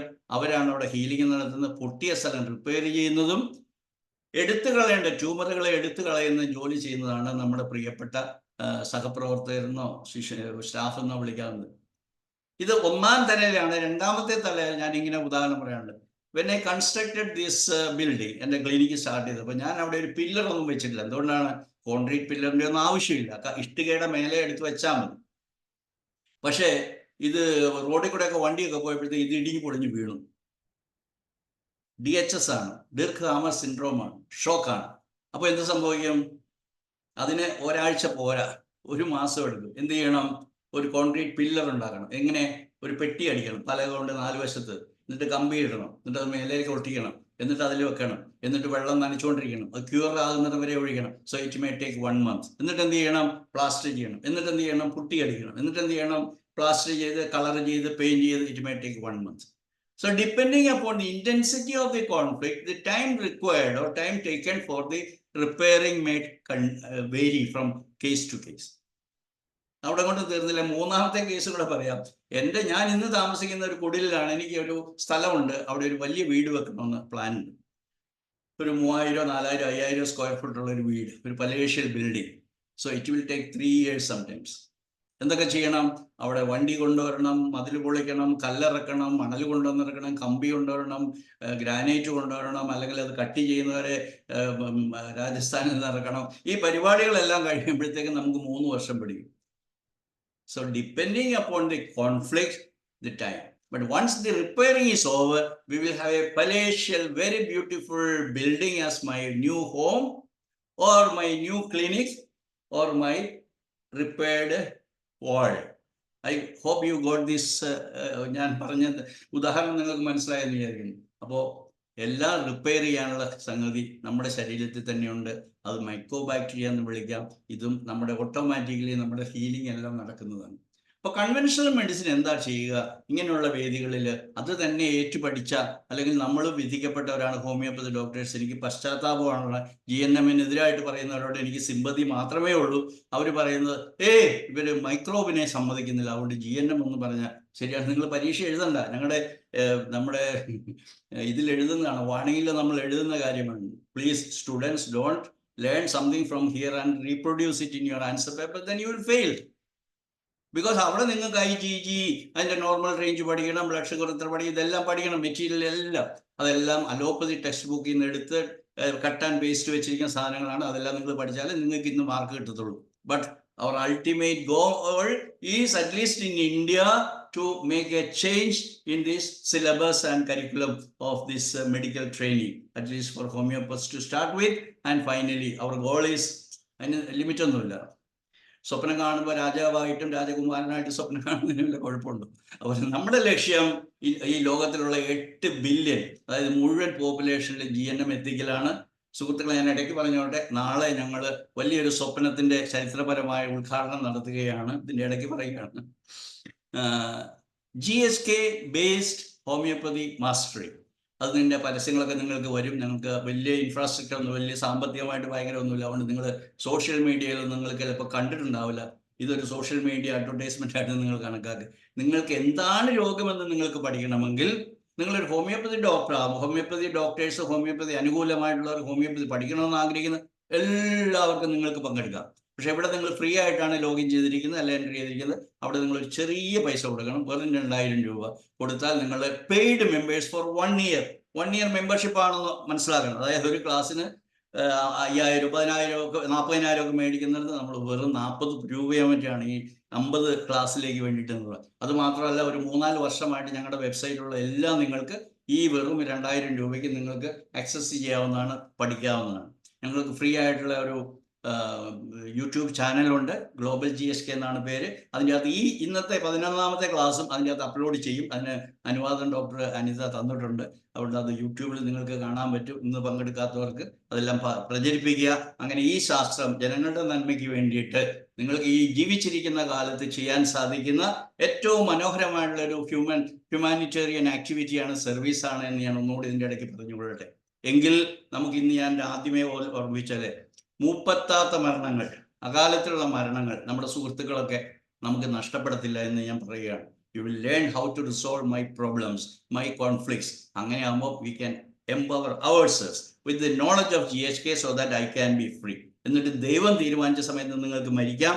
അല്ലാതെ ഏതെങ്കിലും ഡോക്ടർമാർ പറയുന്നിടത്ത് ആശുപത്രിയിൽ പോയി മൂപ്പത്താത്ത മരണങ്ങളിൽ പോയി പെട്ടുപോകേണ്ട കാര്യമില്ല. ഓക്കെ, ഞാൻ ഒരുവിധമൊക്കെ വിശദമായിട്ട് പറഞ്ഞു.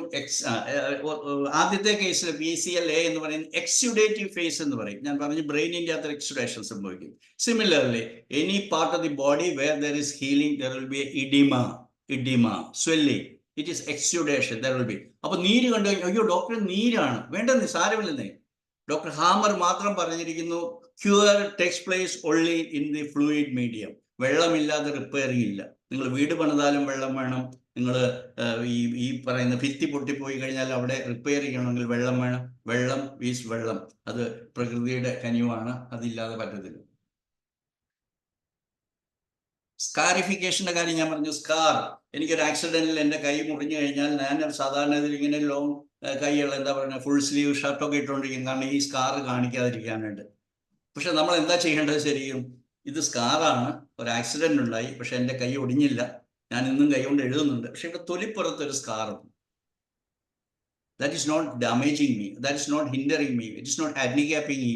അതുകൊണ്ട് എന്താണ്, എനിക്കൊരു കുഴപ്പമില്ല. Because I believe God saved me to do something more. അല്ലാതെ ഒരു വണ്ടി ആക്സിഡന്റിൽ എനിക്ക് മരിക്കാമായിരുന്നു.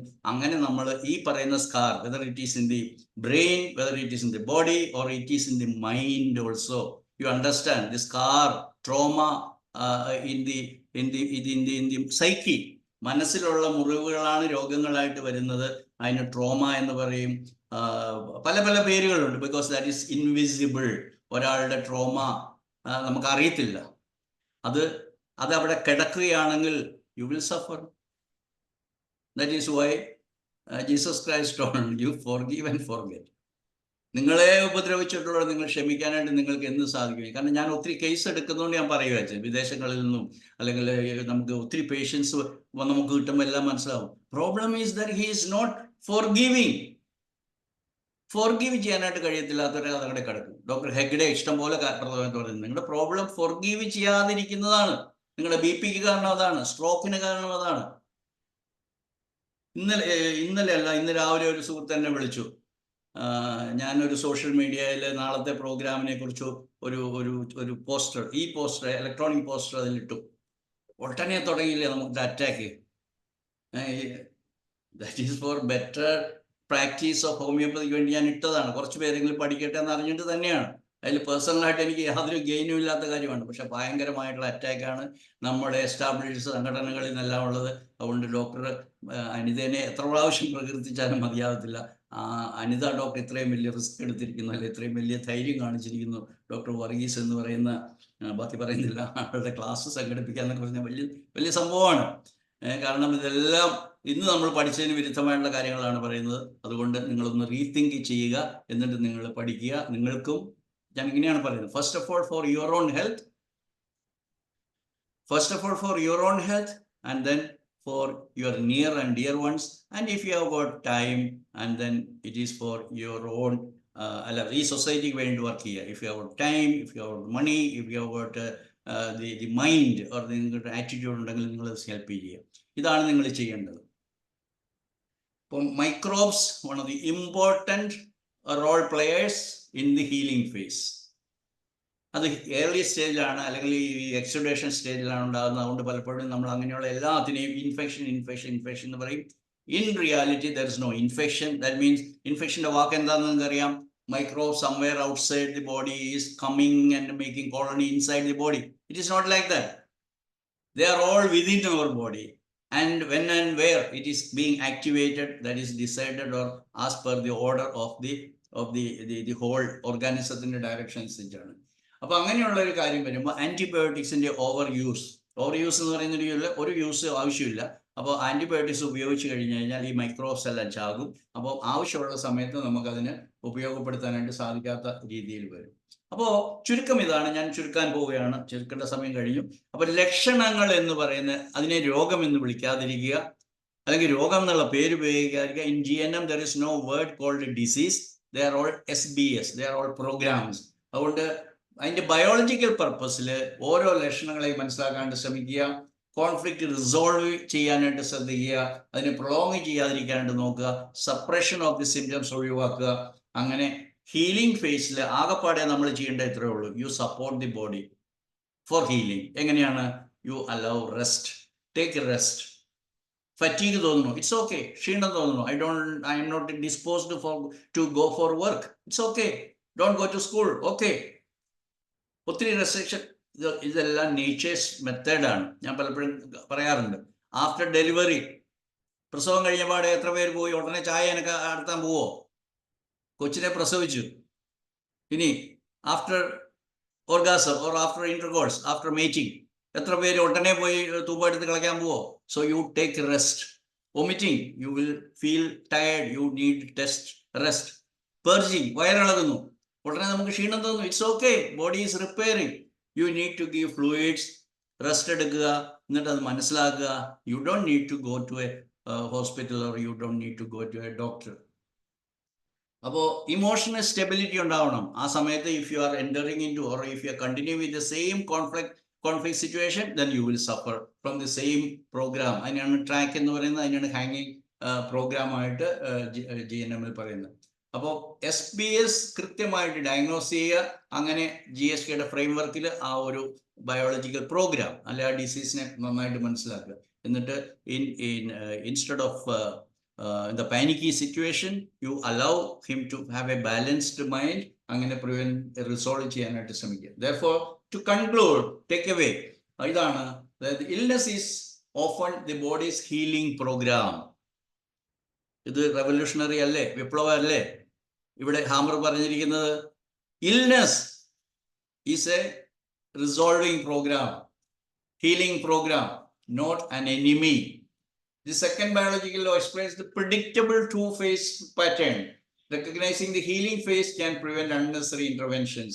GSK offers a clear, testable, scientific understanding of symptoms.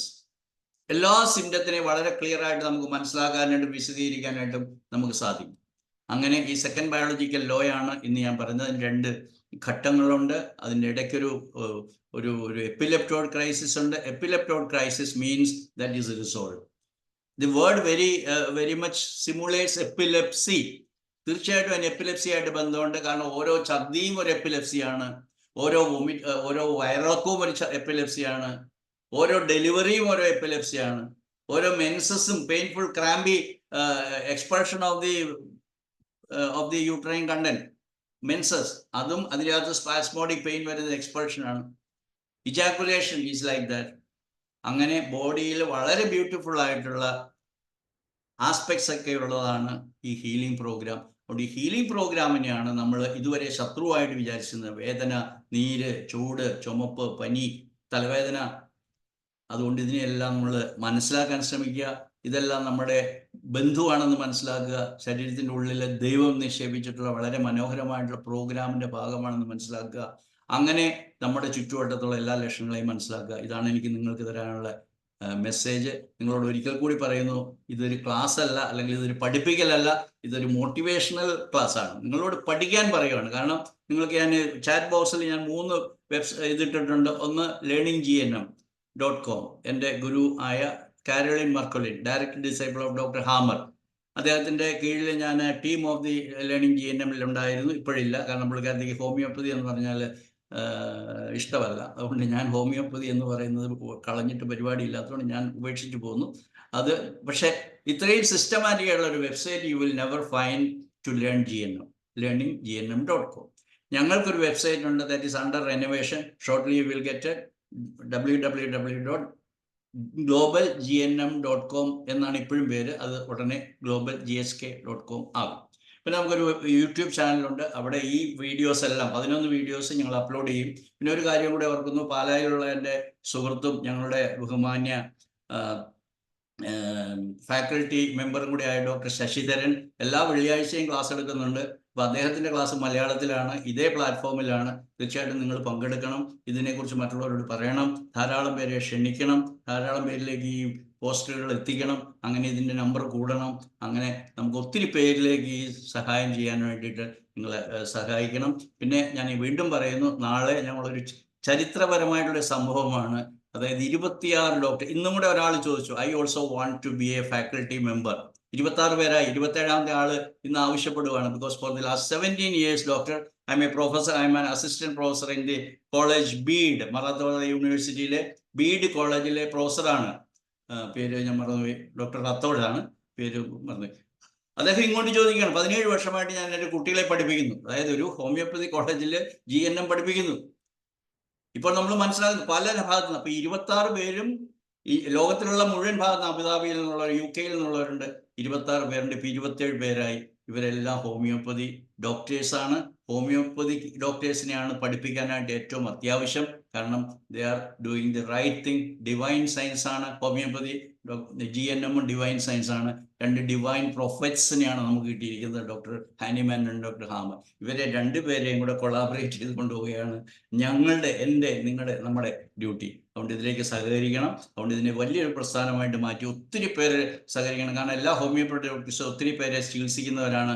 അവരെ പറ്റിക്കരുത്, അവരെ കളിപ്പിക്കരുത്, അവരോട് സത്യം പറയണം. എന്താണ് നിങ്ങളുടെ യൂറിനറി ട്രാക്ട് ഇൻഫെക്ഷൻ്റെ കാരണം?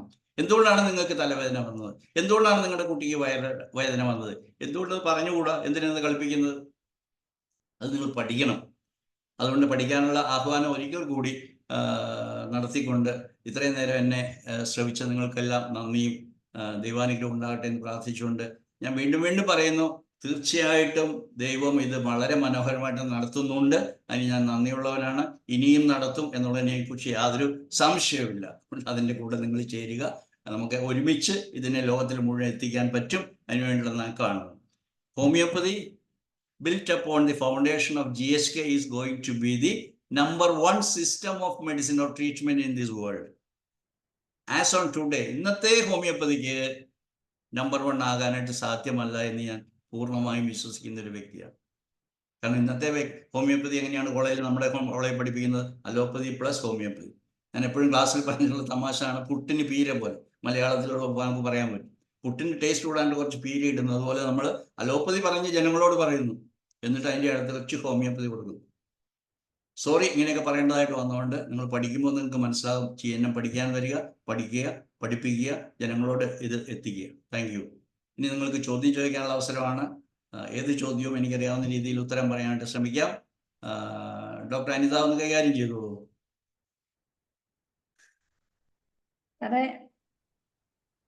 Can you please also explain how anxious mind makes things worse? What is the GNM explanation behind it? Anxious mind എന്ന് പറയുമ്പോൾ നമ്മൾ ആ ഒരു വാക്ക് പറഞ്ഞാൽ പോരത്തില്ല. It is fear, it is panic, ഇങ്ങനെ പല രീതിയിലും ആ ആങ്സൈറ്റിയെ പറയാം. കാരണം anxiety is psora, fear is sycosis, panic ഈ സിറ്റുവേഷൻ ഈസ് സിവിലിറ്റി. നമുക്ക് വ്യാസം പഠിച്ചവർക്ക് അറിയാം. അതുകൊണ്ട് it all depends upon how the people around, അമ്മ അല്ലെങ്കിൽ ഹസ്ബൻഡ് അല്ലെങ്കിൽ വൈഫ്, അപ്പൻ, മക്കൾ ഒക്കെ ഈ കുട്ടിയെ അല്ലെങ്കിൽ ഈ പർട്ടിക്കുലർ പേഴ്സണെ നമ്മൾ കൂടുതൽ രോഗത്തിലേക്ക് തള്ളിവിടുന്നു, അല്ലെങ്കിൽ രോഗത്തിൽ നിന്ന് കരകയറാനായിട്ട് അതിൻ്റെ പ്രകൃതിയാലുള്ള ലക്ഷണങ്ങളെ അനുസരിച്ച് മുന്നോട്ട് പോകാനായിട്ട് അനുവദിക്കുന്നില്ല. ഇങ്ങനെയാണ് ഈ പറയുന്ന ആങ്സൈറ്റി കൂടുതൽ വഷളാക്കുന്നത്. ബാക്കിയെല്ലാം താങ്ക്സ് മാത്രമേ ഉള്ളൂ. നന്ദി, താങ്ക് യു. എന്തെങ്കിലും ചോദ്യം ഉണ്ടെങ്കിൽ ചോദിച്ചോളൂ. നന്ദി പറഞ്ഞ എല്ലാവർക്കും നന്ദി പറയുന്നു. റീന, ജോർജ്, സൂര്യ, ബിന്ദു. ഡോക്ടറെ, ഈ ഭയവും രോഗവും തമ്മിൽ എങ്ങനെ ബന്ധപ്പെട്ടിരിക്കുന്നതെന്ന് എക്സ്പ്ലെയിൻ ചെയ്യാമോ? ഭയവും രോഗവും. അയോണോ കേട്ടില്ല സാം. ഭയം, ഫിയറും ഡിസീസും എങ്ങനെ ബന്ധപ്പെട്ടിരിക്കുന്നതെന്ന്. ഫിയർ ഡിസീസ് എന്ന് പറഞ്ഞു കഴിഞ്ഞാൽ നമ്മൾ പല രോഗങ്ങളും നമുക്ക് അങ്ങനെയല്ലേ, സൈക്കോളജിയിലാണ് മുഴുവനും നമ്മൾ ഭയമാണ് ചെയ്യുന്നത്. നമുക്ക് നമുക്ക് മെന്റൽ ഡിസീസ് എന്ന് പറയുന്നത് സ്കിസോഫ്രേനിക് കോൺസ്റ്റലേഷൻ എന്നാണ് ഡോക്ടർ ഹാമർ വിളിക്കുന്നത്. അപ്പൊ അതിനകത്തുള്ള മുഴുവനും ഫിയർ ആണ്. ഏതെല്ലാം ടൈപ്പിലുള്ള ഫിയർ വേണം. നിങ്ങൾക്ക് സെക്ഷലി അബ്യൂസ്ഡ് ഫിയർ വരാം, അച്ഛൻ ഉപേക്ഷിച്ചിട്ട് പോയിട്ടുള്ള ഫിയർ വരാം, ഒരു ഹസ്ബൻഡ് ഉപയോഗിച്ച് പോയിട്ടുള്ള ഭാര്യയ്ക്ക് ഫിയർ വരാം, ഹൗ ഐ വിൽ സർവൈവ്. അപ്പൊ എല്ലാത്തിന്റെയും പിന്നിൽ ഒരു കോമൺ ആയിട്ടുള്ളതാണ്. അപ്പൊ fear of starvation, fear of isolation, fear of territory, fear of sexual conflict, ഇങ്ങനെ അനേക രീതിയിലുണ്ട്. അതുകൊണ്ട് ഫിയർ എന്ന് പറഞ്ഞാൽ അതെങ്ങനെ നമ്മൾ എടുക്കുന്നു, അത് നമ്മൾ പറയാനുള്ള ചെറിയ ഫിയർ നല്ലതാണ്. പരീക്ഷയ്ക്ക് പോകുമ്പോൾ എനിക്കൊരു പേടിയില്ല എന്ന് പറയുന്നത് അത്ര നല്ലതല്ല. ചെറിയ പേടി ഉണ്ടെങ്കിലേ നമുക്ക് ഒന്നായിട്ട് പഠിക്കാൻ പറ്റത്തുള്ളൂ, അത് നല്ലതാണ്. അല്ലെങ്കിൽ ഒരു കുട്ടി പറയുവാണ്, അയ്യോ എൻ്റെ അച്ഛൻ പറയുവാണ്, എൻ്റെ കുട്ടി നല്ല 6ാം നിലയുടെ മുകളിലുള്ള പാരപ്പറ്റെ കൂടി ഇങ്ങനെ കൈ പിടിക്കാതെ നടക്കും, അവൻ ഡാൻസ് കളിക്കും. അത് നല്ലതാണോ? അല്ലെ പറയുവാണ്, പൊത്തിന്റെ അകത്തേക്ക് ഒരു പാമ്പ് കയറി കഴിഞ്ഞാൽ ആ പാമ്പിന്റെ വാല് പുറത്തുണ്ടെങ്കിൽ എൻ്റെ കുട്ടി ആ വാലെ പിടിച്ച് പുറത്തേക്ക് എടുക്കും. പേടിയില്ല. നല്ലതാണോ അല്ലയോ? അത് നല്ലതല്ല. അതുപോലെ ഇതൊക്കെ പഠിക്കണമെങ്കിൽ നമ്മള് എന്താ പറയാ, പ്രിഡിക്റ്റീവ് ഹോമിയോപ്പതിയുടെ ഫണ്ടമെന്റൽ ക്ലാസ്സസ് ഒക്കെ അറ്റൻഡ് ചെയ്ത് കഴിഞ്ഞാൽ നമ്മുടെ ഇമോഷൻസ് എല്ലാം ഇത് ചെയ്തിട്ടുണ്ട്. അല്ലാതെ ഒരു പേടി എങ്ങനെ രോഗം ഉണ്ടാക്കുന്നു എന്ന് ചോദിച്ചു കഴിഞ്ഞാൽ പേടി എങ്ങനെ ഒരാൾ ഉൾക്കൊള്ളുന്നു, എങ്ങനെ എടുക്കുന്നു എന്നുള്ളതിനെ ആശ്രയിച്ചിട്ടാണ് അത് സിക്നെസ് ആണോ നല്ലതാണെന്ന് തീരുമാനിക്കുന്നത്. Thank you doctor Sam. ആർക്കെങ്കിലും എന്തെങ്കിലും ചോദിക്കാണ്ട് ചോദിച്ചോളൂ.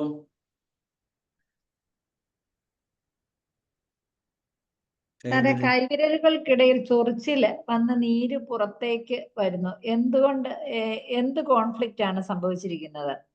സ്കിന്നിലുള്ള എല്ലാ ഇറപ്ഷൻസും, അതായത് ഇറപ്ഷൻസ്, റാഷസ് എന്ന് പറയുന്നത് എപ്പിഡെർമിസ് എന്ന് പറയുന്നത് മാത്രമാണ് ഉണ്ടാകുന്നത്. എപ്പിഡെർമിസ് എന്ന് പറയുന്നതിന്റെ കോൺഫ്ലിക്റ്റ് സെപ്പറേഷൻ കോൺഫ്ലിക്റ്റ് ആണ്.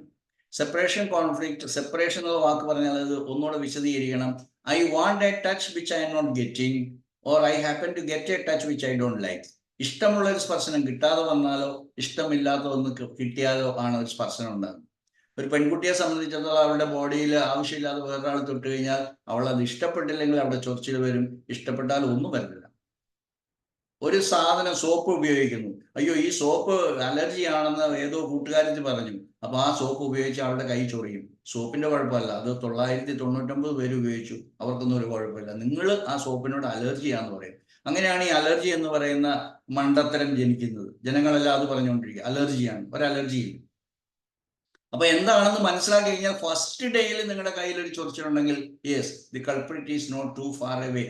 ഓ ഇന്നലെ ഞാൻ മണ്ണിൽ പണിതു, ആ മണ്ണിന്റെ അകത്ത് എന്തോ വളമുണ്ടായിരുന്നു, അല്ലെങ്കിൽ അവിടെ അമേദ്യം ഉണ്ടായിരുന്നു, ചാണകം ഉണ്ടായിരുന്നു, കെമിക്കൽ ഉണ്ടായിരുന്നു, ഡിറ്റർജൻസ് ഉണ്ടായിരുന്നു. അപ്പോൾ very well one can understand, ഓ അത് തൊട്ടു, അതിനെന്താ കുഴപ്പം, അതെല്ലാവരും ഉപയോഗിക്കുന്നതല്ലേ. അല്ലെങ്കിൽ ചാണകം കയ്യെ തൊട്ടാൽ കുഴപ്പം വരുമോ? അമേദ്യം കയ്യെ തൊട്ടാൽ കുഴപ്പം ഒന്നുമില്ല. അത് മൈൻഡിൽ നിന്നാണ് വരുന്നത്. അതുകൊണ്ട് every conflict is from the mind. Psychic conflict ആണ്, ബയോളജിക്കൽ കോൺഫ്ലിക്റ്റ് ആണ്, നമ്മളെ അതിജീവിക്കാൻ വേണ്ടിയിട്ടാണ്. അപ്പോൾ ഇതിന്റെ ഓർക്കേണ്ടത് എന്താണെന്ന് വെച്ച് കഴിഞ്ഞാൽ, നിങ്ങൾക്കൊരു ക്ലൂ തരാം എന്നെ ശ്രമിക്കാനായിട്ട് ബാക്കിയിരിക്കുന്നവർക്കെല്ലാം. ചൊറിച്ചിൽ പോകാനുള്ള ഏറ്റവും നല്ല പണി എന്താന്ന് പറഞ്ഞേക്കാം, ചൊറിയാതിരിക്കുക. ഇത് ലക്ഷം രൂപ വിലയുള്ള അറിവാണ് തന്നിരിക്കുന്നത് കേട്ടോ. ചൊറിച്ചിൽ പോകാനുള്ള ഏറ്റവും നല്ല പണി ചൊറിയാതിരിക്കുക. അതിന്റെ അടുത്ത ഭാഗം കൂടെ പറയാം. ചുമ പോകാനുള്ള ഏറ്റവും നല്ല പണി ചുമയ്ക്കാതിരിക്കുക. തുമ്മൽ പോകാനുള്ള ഏറ്റവും നല്ല പണി തുമ്മാതിരിക്കുക. അപ്പൊ എന്നെ അറ്റാക്ക് ചെയ്യുന്നവർ വരും, അയ്യോ അതെങ്ങനെ ചൊറിച്ചിൽ വന്നാൽ എങ്ങനെ, എവിടുന്നാ വരുന്നത്? ചൊറിച്ചിൽ ഇങ്ങനെ വണ്ടിയില് ടാക്സി പിടിച്ച് വന്നിട്ട് ഇയാളുടെ കയ്യില് കാലില് കയറി പിടിച്ച് ചൊറിഞ്ഞു എന്നാണ് പറയുക. അങ്ങനെയൊന്നുമില്ല. It is all from the mind. അത് നിങ്ങൾ പഠിക്കണം, സ്കിൻ പഠിക്കണം, സ്കിന്നിന്റെ അകത്ത് സെപ്പറേഷൻ കോൺഫ്ലിക്റ്റ് പഠിക്കണം. അത് മാത്രമാണ് എപ്പിഡെർമിസിന്റെ conflict. Conflict of the dermis is different. That is called attack conflict. Somebody said, somebody spoke bad about me, or somebody attacked me, somebody attacked, verbal attack ഉണ്ടായി. ഇങ്ങനെയാകുമ്പോൾ എൻ്റെ ബോഡിയുടെ dermis affected. So there will be hardness, there will be discoloration, there will be brownish discoloration, thickening, etc. അത് thickening of the dermis ആണ്. സ്കിന്നിനെ കുറിച്ച് പഠിക്കുമ്പോൾ എപ്പോഴും ഞാൻ മലയാളികളോട് പറയാണ്, കപ്പ ധാരാളമായിട്ട് ഉപയോഗിക്കുന്നവരാണ് നമ്മളെല്ലാവരും. കപ്പയ്ക്ക് 2 തൊലിയുണ്ട്. ഒന്ന് ഔട്ടർ പീൽ, വളരെ നേർത്തിട്ടുള്ളത്, അതാണ് എപ്പിഡെർമിസ്. അതുപോലെ കട്ടിയുള്ള ഒരു വെളുത്തതുണ്ട്, വെളുത്ത ചുവന്നതൊക്കെ കാണാം, അതിനാണ് ഡെർമിസ് എന്ന് പറയുന്നത്. ഇപ്പൊ ഡെർമിസിലാണ് അറ്റാക്ക് വന്നിട്ടുള്ളതെങ്കിൽ അതിന്റെ കാരണം അറ്റാക്ക് അല്ലെങ്കിൽ ഡിസ്ഫിഗർമെന്റ് കോൺഫ്ലിക്റ്റ് ആണ്. നിങ്ങൾ ഓയിൻമെന്റ് തേക്കും തോറും നിങ്ങളുടെ കയ്യെ നോക്കിക്കൊണ്ടിരിക്കും തോറും അത് കട്ടിപിടിക്കും. അതിനെ ലൈക്കിനിഫിക്കേഷൻ എന്ന് പറയും, അതിനെ സ്കാറിങ് എന്ന് പറയും. അങ്ങനെ പല പല പല പേരുകളിലൂടെ നമ്മൾ പല പല പല മണ്ടത്തരങ്ങളും പഠിച്ചു. ഡെർമറ്റോളജിയിൽ നമ്മൾ അങ്ങനെ പല വിദഗ്ധരും പഠിച്ചു. എല്ലാം തെറ്റാണ്. അപ്പോൾ മുഹമ്മദ് ഹനീഫയ്ക്ക് അത് മനസ്സിലായി എന്ന് വിചാരിക്കുന്നു. കൈവിരലുകളുടെ ഇടയിൽ നിന്ന് കൈ കൊണ്ട് എന്തോ എനിക്ക് ഇഷ്ടമില്ലാത്ത സ്പർശിച്ചു, അല്ലെങ്കിൽ എൻ്റെ കയ്യിൽ ആരോ എനിക്ക് ഇഷ്ടമില്ലാത്ത ഒരാൾ സ്പർശിച്ചു, അല്ലെങ്കിൽ എനിക്ക് കൈകൊണ്ട് സ്പർശിക്കണമെന്ന് കൊതിയുള്ള ഒരു ആളെ സ്പർശിക്കാൻ കിട്ടിയില്ല, അല്ലെങ്കിൽ ഇതാണ് എനിക്ക് ഇഷ്ടമുള്ള സ്പർശനം കിട്ടിയില്ല, ഇഷ്ടമില്ലാത്തത് സംഭവിച്ചു. I hope you got it. മനസ്സിലായില്ലേ മുഹമ്മദ് ഹനീഫ? ആർക്കെങ്കിലും എന്തെങ്കിലും ഉണ്ടോ ചോദിക്കാൻ? മനസ്സിലായി. Okay, thank you. ഡോക്ടറാണോ ഹനീഫ? അല്ല, ഞാൻ മഞ്ചേരി. Oh my God. നമ്മുടെ സുഹൃത്തും സ്ഥിര പരിചയക്കാരനും അദ്ദേഹത്തിന്റെ കുടുംബം മുഴുവൻ എൻ്റെ ട്രീറ്റ്മെന്റിലാണ്. ഓക്കെ, പറയൂ. ഇനി ആർക്കെങ്കിലും എന്തെങ്കിലും ഉണ്ടോ ചോദിക്കാൻ? നമ്മുടെ പ്രിയപ്പെട്ട അജോയ് കുറുപ്പുണ്ട്, ഞങ്ങളുടെ പ്രിയപ്പെട്ട മെന്ററാണ്. ഡോക്ടർ ശശിധരനുണ്ട്, ഞങ്ങളുടെ ടീച്ചിങ് ഫാക്കൽറ്റി മെമ്പറാണ്. പിന്നെ പ്രധാനപ്പെട്ട പലരും ഉണ്ട് ഇവിടെ.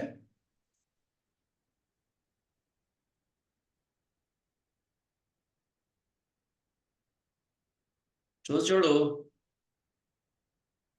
ഡോക്ടർ ശ്രീകുമാർ ഉണ്ട്, ഡോക്ടർ ഭാര്യയുണ്ട്. അദ്ദേഹം ഒരു വെറ്ററിനറി ഡോക്ടറാണ്, വെറ്ററിനറി സർജനാണ്. But now he is practising homoeopathy, holistic ഹീലറാണ്. അദ്ദേഹം ഞങ്ങളുടെ ടീച്ചിങ് ഫാക്കൽറ്റി മെമ്പറാണ്. Is from Palakkad.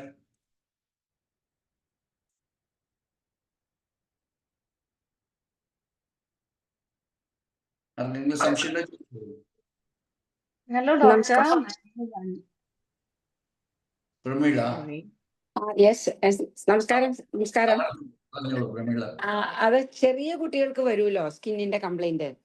അപ്പൊ അത് അമ്മയുടെ ഫീലിംഗ് ആയിരിക്കും അന്ന് എനിക്ക് മനസ്സിലാവുന്നു. ആയിരിക്കാം, ആ സാർ പറഞ്ഞാൽ മതി, എനിക്ക് അങ്ങനെ തോന്നുന്നു. അപ്പൊ അതിന് നമ്മള് ഏത് രീതിയിൽ അത് കൈകാര്യം ചെയ്യും? അമ്മേനെയും ചികിത്സിക്കണം, മകനെയും ചികിത്സിക്കണം. ചികിത്സയുടെ രീതി പറയാണ്, അമ്മയ്ക്കാണ് നമ്മൾ തെറാപ്പി കൊടുക്കേണ്ടത്. കാരണം കുഞ്ഞു കുട്ടിക്ക് തെറാപ്പി കൊടുത്താൽ അതൊന്നും മനസ്സിലാകത്തില്ല. അപ്പോൾ തെറാപ്പി എന്ന് പറയുന്നത് to explain away the reason for this particular disease. അതിപ്പോൾ ഒരു സ്കിൻ ഡിസീസ് മാത്രമല്ലല്ലോ കുട്ടികൾക്ക് വരാവുന്ന. നമ്മൾ പറയും മയോപ്പതീസ്, അല്ലെങ്കിൽ നടക്കാൻ പറ്റുന്നില്ല, അല്ലെ dyslexia, emotional mental diseases, mental retardations, autism, അല്ലെങ്കിൽ മംഗോളിസം, ഇങ്ങനെയുള്ള എല്ലാ ചൈൽഡ്ഹുഡ് ഡിസീസസും അത് തന്നെയാണ് പ്രെഡിക്റ്റീവിൽ നിന്നാണ് നമുക്കത് കിട്ടിയത്. അതിൻ്റെ ഡോക്ടർ പ്രഫുൽ വിജേക്കർ നമ്മളോട് പറഞ്ഞു. അദ്ദേഹത്തിന് മുഴുവൻ പറഞ്ഞതും ഡോക്ടർ ഹാമറുടെ തിയറിയുടെ അടിസ്ഥാനത്തിലാണ്. സോ അത് നമുക്ക്, എന്നെ സംബന്ധിച്ചുള്ള വലിയൊരു പുതിയ അറിവായിരുന്നു. അതായത് ചൈൽഡ്ഹുഡ് ഡിസീസസ് എല്ലാം 18 വയസ്സ് വരെ അമ്മയുടെ സ്വാധീനം, because they are acting as A single unit. 18 വയസ്സ് വരെ അമ്മയുടെ മനസ്സിലുള്ള എല്ലാ കോൺഫ്ലിക്റ്റും കുട്ടിയിൽ ബാധിക്കും. അതെങ്ങനെ ബാധിക്കും, എങ്ങനെ ആ കുട്ടി എടുക്കും എന്നുള്ളത് നമ്മൾ കോൺസ്റ്റിറ്റ്യൂഷണലായിട്ടും ഡിഫറെൻ്റ് ആയിട്ട് നമുക്ക് കാണേണ്ടതായിട്ട് വരും. അങ്ങനെ നമുക്ക് അമ്മേനെയും ചികിത്സിക്കേണ്ടതായിട്ട് വരും, കുട്ടീനെയും ചികിത്സിക്കേണ്ടതായിട്ട് വരും. ചികിത്സിക്കുക means to make them understand this is because of this thing. അല്ലാതെ ഓട്ടിസ്റ്റിക് സ്പെക്ട്രം ഡിസോർഡർ, അല്ലെ ASD എന്നൊരു പേരെടുക്കുന്നതിലോ, അല്ലെങ്കിൽ attention deficit hyper active disorder എന്നൊരു പേര് കൊടുക്കുന്നതിൽ ഒരു കാര്യമില്ല. Every child is different according to our understanding in homeopathy, and every child needs separate study of the separate conflicts that the lady during the pregnancy has underwent. അമ്മ അതിന്റെ കാരണം മനസ്സിലാക്കി അതിന് അവെയർ ആയി കഴിയുമ്പോൾ കുട്ടിയിലുണ്ടായ പാത്തോളജി ചേഞ്ച് ചെയ്യപ്പെടും എന്നാണ്. കുട്ടികൾ സഹിച്ച് ജീവിതം മുഴുവൻ സഹിക്കുന്ന കേസുകളുണ്ട് എന്നൊരു നിയമമോ ഒരു ഓർഡറോ ഒന്നും നമുക്ക് പറയാൻ പറ്റത്തില്ല doctor Pramila. So we are trying for that. And the more the mother is aware, yes, I have to forgive my mother-in-law, I have to be good for my husband for this husband pregnancy time എന്നെ ഒത്തിരി ഉപദ്രവിച്ചു. അയാൾ അമ്മയുടെ കൂടെയായിരുന്നു, പെങ്ങളുടെ കൂടെയായിരുന്നു, അയാൾ എന്നെ കൺസിഡർ ചെയ്തില്ല, ഐ വാസ് ലെഫ്റ്റ് അലോൺ. പക്ഷെ അതിന്റെ സഫറിങ്സ് പിന്നെ അയാൾ മനസ്സിലാക്കത്തുള്ളൂ. അയാളെ മനസ്സിലാക്കുകയല്ല, ഈ അമ്മയെ മനസ്സിലാക്കുകയാണ് നമ്മുടെ ലക്ഷ്യം. അപ്പൊ അമ്മയും കുട്ടിയും കുട്ടി എന്ന് പറയുന്ന അമ്മയുടെ വയറ്റിൽ കിടക്കാൻ കൊള്ളാത്ത രീതിയിൽ അതിന്റെ സൈസ് ഇച്ചിരി വലുതായി പോയെന്ന് മാത്രമാണ് 10 മാസം കഴിയുമ്പോൾ പ്രകൃതി പുറത്തേക്ക് വിടുന്നത്. അതിനുശേഷവും കുട്ടി ഈ പറയുന്ന pelvic region, abdomen, breast, chest ഇവിടെയൊക്കെ ആയിട്ട് കഴിയാനാണ് കൊച്ചിന് ഇഷ്ടം. 1 വയസ്സ് വരെ ആ മുറിക്കകത്തുനിന്ന് പുറത്തേക്ക് കുട്ടി പോകത്തില്ല. 2 വയസ്സാകുമ്പോൾ ഡോർ സ്റ്റെപ്പ് വരെ പോകും, വാതിൽപ്പടി വരെ പോകും. 3 വയസ്സാകുമ്പം UKG കിൻഡർഗാർട്ടൻ വരെ പോകും. ഓടി വരും അമ്മ അമ്മ അമ്മ അമ്മ. അത് ഔട്ട് ഓഫ് റേഞ്ച് ആകുന്ന 18 വയസ്സിലാണ്. അതുവരെ റേഞ്ച് കുറഞ്ഞു വരും. But always this child is under the, ഇത് നിങ്ങളുടെ ലേഡീസിന്റെ കഴിവൊന്നുമല്ല. പലപ്പോഴും അങ്ങനെ എൻ്റെ മോൻ എന്ന് പറഞ്ഞുകൊണ്ട് ചാകുന്ന മദറിനോട് ഞാൻ പറയാറുണ്ട്, നിങ്ങളുടെ ഒന്നും മോളല്ല, നിങ്ങൾ വലിയ അത്ഭുതമൊന്നും ചെയ്തില്ല. കല്യാണം കഴിച്ച ആദ്യത്തെ മാസം എല്ലാ ചെറുപ്പക്കാരും ചെയ്യുന്നതൊക്കെ നിങ്ങൾ ചെയ്തിട്ടുള്ളൂ. പക്ഷെ നിങ്ങളുടെ വയറ്റിലൊരു കുഞ്ഞിനെ തന്നു, അത് ദൈവം തന്നതാണ്. അവിടെ ഇത് ദൈവത്തിന്റെ കുട്ടിയാണ്. അത് മനസ്സിലാക്കിയാൽ തന്നെ ഒത്തിരി കോൺഫ്ലിക്ട്സ് പോകും. ഇതങ്ങനെയല്ല, അയ്യോ അവൾക്ക് പനി വന്നു കഴിഞ്ഞാൽ പിന്നെ അവളുടെ പനി മാറ്റി കഴിഞ്ഞാൽ ഒന്നുമില്ലെന്നേ, ദൈവം തന്ന കുട്ടിയാണ്. നിങ്ങൾ അന്നത്തെ രാത്രി കെട്ടിപ്പിടിച്ച് കിടന്നു കഴിഞ്ഞാൽ 10 മാസം കഴിയുമ്പോൾ നിങ്ങളുടെ കയ്യിലൊരു കുഞ്ഞിനെ വന്നു, അതിന് കണ്ണും കാലും മൂക്കും ബുദ്ധിയും എല്ലാം ഉണ്ട്. നിങ്ങളൊന്നും ചെയ്തില്ല. അതിനുശേഷം ഇത്രയും വർഷം നിങ്ങൾ കൊണ്ടു നടന്നെന്നാണ് പറഞ്ഞത്. ഇല്ല, നിങ്ങളുടെ ഉള്ളിൽ ദൈവം ഒരു വികാരം നിക്ഷേപിച്ചു, മറ്റേണൽ ഇൻസ്റ്റിങ്ക്റ്റ് തന്നു, ഫാദറിന് കൊടുക്കാത്തത്. അത് നിങ്ങളൊന്നും ചെയ്തില്ല. നിങ്ങളുടെ കുട്ടി വളരെ സുന്ദരനായിരിക്കുന്നു, സുന്ദരിയായിരിക്കുന്നു. നിങ്ങൾ ചന്ദനം തേച്ച് പിടിപ്പിച്ചിട്ടൊന്നും അല്ല അത് സുന്ദരനായത്. നിങ്ങൾ സുന്ദരനാണ്, സുന്ദരിയാണ്. അല്ലെങ്കിൽ നിങ്ങൾക്ക് ആരോഗ്യം ഉണ്ടെങ്കിൽ നിങ്ങൾക്ക് ആരോഗ്യമുള്ള കുട്ടിയെ കിട്ടും. നിങ്ങളുടെ മനസ്സിലാണ് ആരോഗ്യം. അപ്പം നിങ്ങളുടെ മനസ്സിൽ ആരോഗ്യം ഉണ്ടെങ്കിൽ നിങ്ങൾക്ക് നല്ല മനസ്സുള്ള കുഞ്ഞിനെ കിട്ടും. ഇത് ഗർഭകാലം മുഴുവനും പ്രാഗിക്കൊണ്ടിരുന്നിട്ട് പുറത്ത് വന്നിട്ട് കൊച്ചിനെ പറയുവാണ്, നീ അത് ചെയ്യണമെന്ന് പറഞ്ഞു കഴിഞ്ഞാൽ കൊച്ചു നന്നാവത്തില്ല. കാരണം ഈ കൊച്ച് എങ്ങനെയാണ് ബന്ധുക്കളെ ശത്രുക്കളായിട്ട് കണക്കാക്കേണ്ടതെന്ന്, എങ്ങനെയാണ് പെരുമാറേണ്ടതെന്ന് വയറ്റിൽ കിടക്കുമ്പോൾ തന്നെ പഠിച്ചു കഴിഞ്ഞിരിക്കുന്നു. എങ്ങനെയാണ് ഈ സ്ത്രീ ഈ ഭർത്താവിനോട് പെരുമാറുന്നതെന്ന് വയറ്റിൽ കിടക്കുമ്പോൾ തന്നെ കൊച്ചിനെ അറിയാം. പിന്നെ നിങ്ങൾ ഉപദേശിക്കാനൊന്നും വേണ്ട, എനിക്കറിയാം എങ്ങനെ ചീത്ത പറയണമെന്ന്. ഇന്നലെ 3.5 വയസ്സുള്ള ഒരു കൊച്ചു വന്നിട്ട് പറയാം, ഡോഗിന്റെ സണ്ണേന്നെ വിളിക്കത്തുള്ളൂ. ഞാൻ ചോദിച്ചു, എവിടുന്നാ ഇത് കിട്ടിയത്? അത് സ്കൂളിൽ പോയിട്ടാ? അല്ല, സ്കൂളിൽ പോയാലൊന്നും അത് കിട്ടത്തില്ല. നിങ്ങൾ വീട്ടിൽ അത് പറഞ്ഞിട്ടുണ്ടാവും, അല്ലെ അതുപോലെയുള്ള രീതിയിലായിരിക്കും നിങ്ങളുടെ. കാരണം ഹസ്ബൻഡുമായിട്ട് മാറി താമസിക്കുകയാണ്. കൊച്ചിന് അസുഖം വന്ന് ആശുപത്രിയിലാണ്. ഹസ്ബൻഡ് 10 മിനിറ്റ് വന്ന് നോക്കിയേച്ച് പോയെന്ന് കംപ്ലൈന്റ് ആണ്.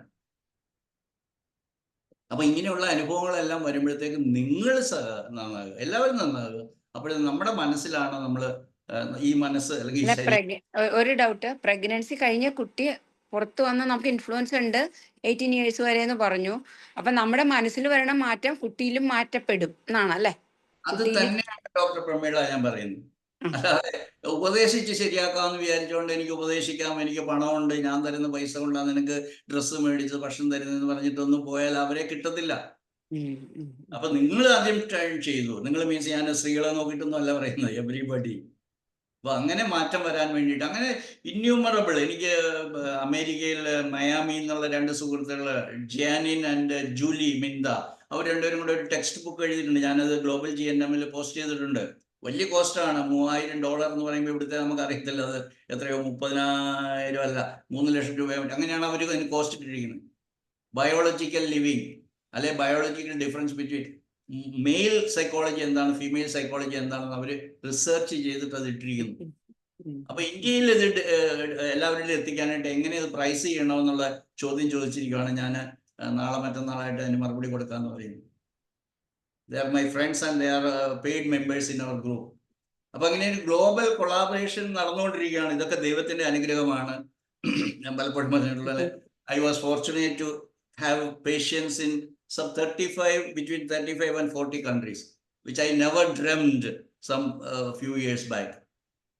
ഇന്നത് സാധ്യമായിരിക്കുന്നു. കാരണം എല്ലാവർക്കും GNM വേണം, എല്ലാവരും ഇതിലേക്ക് വന്നുകൊണ്ടിരിക്കുകയാണ്. അതുകൊണ്ട് പ്രൊക്ലെയിം ചെയ്യാനായിട്ട്, ഓപ്പണായിട്ട് ഡിക്ലെയർ ചെയ്യാനായിട്ട് നിങ്ങൾ പേടിക്കൊന്നും വേണ്ട. ഇനിയുള്ള കാലം GNM-ന്റെ ആണ്. അല്ലാതെ ഞാൻ ആരെയും ഹോമിയോപ്പതിക്കാരെ കുറ്റം പറയോ, എന്നെ പഠിപ്പിച്ചുള്ള ബഹുമാന്യ ഗുരുക്കന്മാരെ കുറ്റം പറയുകയൊന്നുമല്ല. അവരുടെ ആരുടെയും കുറ്റമല്ല.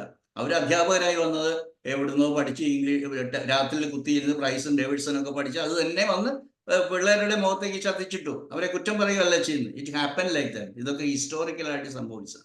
പക്ഷെ ഇന്നൊരു റെവല്യൂഷൻ സംഭവിച്ചിരിക്കുകയാണ്. ഞാൻ GNM എന്ന് പറയുന്ന ഹോമിയോപ്പതിക്ക് വളരെ അനുയോജ്യനായ ഒരു പുതിയ ഭർത്താവിനെ കണ്ടുപിടിച്ചിരിക്കുന്നു. ഞാൻ അത് ഹോമിയോപ്പതിക്കാരുടെ മുമ്പിൽ അവതരിപ്പിക്കുന്നു. You can say goodbye, divorce from this, പറയുന്നില്ല, ആ ആളിൽ നിന്നും എത്രയും പെട്ടെന്ന് എസ്കേപ്പ് ചെയ്യുക. You remarry to the genuine ആയിട്ടുള്ള ഒരു ബ്രൈഡ് ഗ്രൂമിനെ മാരി ചെയ്യുക. And let the society, let the humanity grow with GHK and homeopathy. Okay, thank you. Thank you. ഈ മെസ്സേജ് അല്ലേ ഹോമിയോപ്പതി മരുന്നുകളിലൂടെ നമ്മൾ നൽകാൻ സഹായിക്കുന്നത്? എൻ്റെ വേണുഗോപാൽ സാറേ, ഈ മെസ്സേജ് ഒന്നും ഹോമിയോപ്പതി മരുന്നുകളിലൂടെ കൊടുക്കുന്നില്ല. ഡോക്ടറുള്ള കോളേജുകളിലൊക്കെ പഠിപ്പിക്കുന്ന എന്താണെന്ന് എനിക്കറിയാം. എന്നോട് ക്ഷമിക്കണം ഇങ്ങനെയൊക്കെ പറയുമ്പോൾ. വേണുഗോപാൽ ഡോക്ടർ പഠിപ്പിക്കുന്ന ആളാണ്. പക്ഷേ എനിക്കറിയാം കോളേജിൽ. ഞാൻ ബീൻ 8 years കോളേജ് വിസിറ്റർ ആയിരുന്നു. അന്ന് ഞാനൊരു ഫൈറ്റർ ആയിരുന്നു CCH-ൽ. എന്നെ അങ്ങനെയാണ് അറിയപ്പെടുന്നത്. Varghese is a fighter. For what? അന്ന് മയാസം പഠിപ്പിക്കാനായിരുന്നു. കാരണം ആർക്കും അറിയത്തില്ല മയാസം എന്താണെന്നത്. മയാസം ബേസ്ഡ് ആയിരിക്കണം ടീച്ചിങ് എന്ന് ഞാൻ പറഞ്ഞു. അത്രേ ഉള്ളൂ സംഭവം. അതിനുശേഷമാണ് ഞാൻ ഡോക്ടറെ ഒരു സംശയം. ഇപ്പോൾ നമ്മള് ഒരു മരുന്ന് തന്നെ കൊടുക്കുന്ന ഒരു മെറ്റീരിയൽ ഒന്നും അല്ലല്ലോ ശരിക്കും. മെഡിസിന്റെ പൊട്ടൻസി എന്ന് പറയുമ്പോൾ അവിടെ എനർജിയാണ്. ഓക്കെ, ആണല്ലോ. അപ്പൊ ആ എനർജിയിൽ ഇപ്പം നാട്രമോറിന് നമ്മൾ ഗ്രീഫ് ബാക്ക്ഗ്രൗണ്ടുള്ള ഒരു കക്ഷിക്ക്, ഒരു രോഗിക്ക് മരുന്ന് കൊടുക്കുകയാണെങ്കിൽ നമ്മൾ ആ മെസ്സേജല്ലേ. ആ രോഗം എന്താണ് ഡോക്ടറെ? അല്ല, ഇപ്പൊ ഒരു ഫോർ എക്സാമ്പിൾ ഇപ്പൊ ഒരു അപ്പൻഡിസൈറ്റിസ് ആയിക്കോട്ടെ, നമ്മള് ഇഗ്നേഷ്യ സാധാരണ ഒരു കോളേജിലെ സ്റ്റുഡന്റിനെ പഠിപ്പിക്കുന്നുണ്ടോ? അപ്പൻഡിസൈറ്റിസ് ഉണ്ടാകുന്ന നമ്മള് അല്ലെങ്കിൽ ആരെങ്കിലും പഠിപ്പിക്കുമല്ലോ, അവരുടെ സിലബസിലുള്ളത് കൊണ്ട്. ഞാനും നമ്മളൊക്കെ സുഹൃത്തുക്കളല്ലേ. ഞാൻ പഠിച്ച കാര്യം പറയാം. അതായത് നിങ്ങൾ ചോറിന്റെ കൂടെ മീൻ വറുത്ത് കഴിച്ചാൽ നിങ്ങൾക്ക് വരാനുള്ള സാധ്യതയുണ്ട്. അല്ലെങ്കിൽ നിങ്ങൾക്ക് ദഹിക്കാത്ത ഒരു ഭക്ഷണമാണ് പറയുന്നത്. അങ്ങനെയല്ല. It can be a conflict in the mind that is called indigestible morsel conflict. എത്രയോ കുഞ്ഞുങ്ങളുടെ മാത്രമല്ല, എത്രയോ വലിയ ആൾക്കാരുടെ അപ്പൻഡിക്സ് മുറിച്ച് കീറി കളഞ്ഞിട്ടുണ്ട്. ഒരാവശ്യമില്ല. വയറുവേദന തുടങ്ങുമ്പോഴേ പറഞ്ഞാൽ മതി. അവർക്ക് റീസൺ അറിയത്തില്ല. എല്ലാ അപ്പൻഡിസൈറ്റിസ് ആണ്. എല്ലാവരും ഞാൻ പറയുന്നില്ല. ഓഫ് കോഴ്സ് ഡയഗ്നോസിസ് ഒക്കെ നിങ്ങൾ നടത്തുന്നുണ്ട്, അല്ലെങ്കിൽ ഡോക്ടേഴ്സ് നടത്തുന്നുണ്ട്. റൈറ്റ് ഇൻഗ്വിനൽ റീജിയനിൽ സ്വെല്ലിംഗ് ആണ്, അത് പാൽപ്പേറ്റ് ചെയ്ത് ഇത്ര സെന്റിമീറ്റർ ദൂരെ നിങ്ങൾ പ്രസ് ചെയ്തതിന് ടെൻഡർ ആണെങ്കിൽ അപ്പൻഡിസൈറ്റ് ആണെന്നേ, അല്ലെന്ന് ഞാൻ പറയുന്നില്ല. But why? അത് പഠിക്കണ്ടേ ഡോക്ടറെ? അല്ല, ഞാനത് ഉദ്ദേശിച്ച അപ്പൻഡിസൈറ്റിസ് എന്നുള്ള ഡിസീസിനെ കുറിച്ചല്ല. ഇപ്പോ ഒരു എക്സാമ്പിൾ പറയുകയാണെങ്കിൽ നടുവേദനയ്ക്ക് നമ്മൾ നാട്രമോർ കൊടുക്കുന്നു. അതിന് സിംറ്റംസ് ഉണ്ട്. സ്ട്രോങ് പ്രഷർ അമിലിയറേഷൻ, ലംബാർ റീജിയനിൽ എന്നൊക്കെ പറയുന്നു, അല്ലെ പ്രയോണി കൊടുക്കുന്നു. But we should know why somebody has got a backache, ഇല്ലേ? വേണ്ടേ ഡോക്ടറെ? അത് വേണം സാർ. അപ്പോ അല്ല, ഞാൻ ഉദ്ദേശിച്ച വേറെ ഒന്നുമല്ല. ഞാനൊരു എക്സാമ്പിൾ പറഞ്ഞു തന്നെ. ഇപ്പൊ ഒരു 2-3 കേസിൽ നമ്മൾ സ്റ്റഡി ചെയ്തു. അപ്പൻഡിസൈറ്റിസ് ആയിരുന്നു. അതൊരു സബ് അക്യൂട്ട് സ്റ്റേജിൽ വന്നു. പക്ഷെ നമ്മൾ അതിന്റെ ബാക്ക്ഗ്രൗണ്ട് എടുത്തപ്പം ഈ കുട്ടിക്ക് ഒരു സെപ്പറേഷൻ കോംപ്ലക്സ് എന്ന് നമ്മൾ പറയും. ഇപ്പൊ സ്കൂളിൽ നിന്നൊക്കെ മാറ്റി, അല്ല അങ്ങനെ ഫ്രണ്ട്സിന്, അങ്ങനെയുള്ള 2-3 കേസ് സ്റ്റഡി ചെയ്തു. അപ്പൊ അതിലൊക്കെ ഇഗ്നേഷ്യ കൊടുത്തിട്ട് മാറി. അപ്പൊ അത് എന്റെ ഞാൻ അതും ഇതുമായിട്ടൊന്ന് കോറിലേറ്റ് ചെയ്ത് ചോദിച്ചതേ ഉള്ളൂ. അല്ലാതെ ഞാൻ ഡോക്ടറുടെ പറഞ്ഞതിൽ നിന്ന് അകലുകയല്ല. ശരിക്കും നമ്മൾ കുറച്ചുകൂടെ മനസ്സിലാക്കിയാൽ ചിലപ്പോൾ അതിലെത്തുമായിരിക്കും. ഡോക്ടർ തീർച്ചയായിട്ടും ഞാൻ ഒരു ദിവസം കൊണ്ട് പഠിച്ചതല്ലോ. 2008 ഞാൻ ആദ്യമായിട്ട് ഇത് കേൾക്കുന്നത്. ഞാനത് പലയിടത്തും പറഞ്ഞിട്ടുണ്ട്. 2008 ഡോക്ടർ പ്രഫുൽ വിജയ്ക്ക് ഒരു ക്ലാസ് എടുക്കുമ്പോഴാണ് പറഞ്ഞത്, left side of a lady represents her children and mother, right side represents her husband, and also he said virus can make anyone sick. അവിടെ മുതലാണ് ഞാൻ വായിച്ചു തുടങ്ങിയത്. അതും 5 years കഴിഞ്ഞിട്ടാണ്. Due to some personal reasons I couldn't go to that. അപ്പോൾ ഞാൻ അന്വേഷിച്ചു. ഡോക്ടർ പ്രവീൺ ധർമ്മരത്നം, നിങ്ങളെല്ലാം അറിയുന്ന ഡോക്ടർ പ്രവീൺ ധർമ്മരത്നമാണ്. Yes, he is referring to doctor Hamer and doctor Praful Vijayakar is referring without his name. ആദ്യമൊന്നും പുള്ളി പേരൊന്നും പറഞ്ഞിരുന്നില്ല. പിന്നീടാണ് ഡോക്ടർ ഹാമർ സയൻസ് എന്ന് പറഞ്ഞ് ഇന്ന് ജനങ്ങളെല്ലാം അറിയപ്പെടുന്നത് ഡോക്ടർ ഹാമർ സയൻസ് എന്നാണ്. Okay, good. Doctor Hamer science എന്ത് പേര് വേണമെങ്കിലും വിളിച്ചോളൂ. But the knowledge is very very very precious.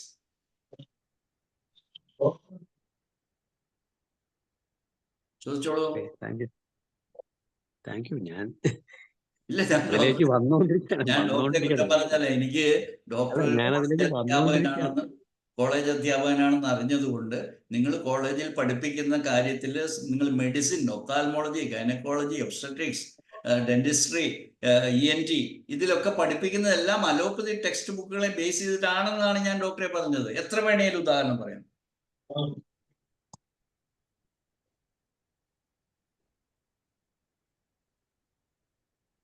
എത്ര വേണേലും കേസസ് എനിക്ക് പറയാൻ പറ്റും. എന്തുകൊണ്ട് ഒരാൾക്ക് ചെവി വേദന ഉണ്ടാകുന്നു, എന്തുകൊണ്ട് ഒരാൾക്ക് ചെവി പൊട്ടി ഒഴുകുന്നു, എന്തുകൊണ്ട് ഒരാൾക്ക് തൊണ്ടവേദന വരുന്നു. ഇത് നിങ്ങൾ പഠിപ്പിക്കുന്നില്ല ഡോക്ടറെ. ഇൻഫെക്ഷൻ എന്നുള്ളതിൻ്റെ അകത്ത് പറയുക. പിന്നെ നമ്മൾ ക്ലൈമറ്റ് ചേഞ്ച്, തണുപ്പൊടിച്ചു അടിച്ചു, ചൂടടിച്ചു, മഴ നനഞ്ഞു, ഇല്ല നീ അതിലൊന്നും അല്ല നീ. കാരണം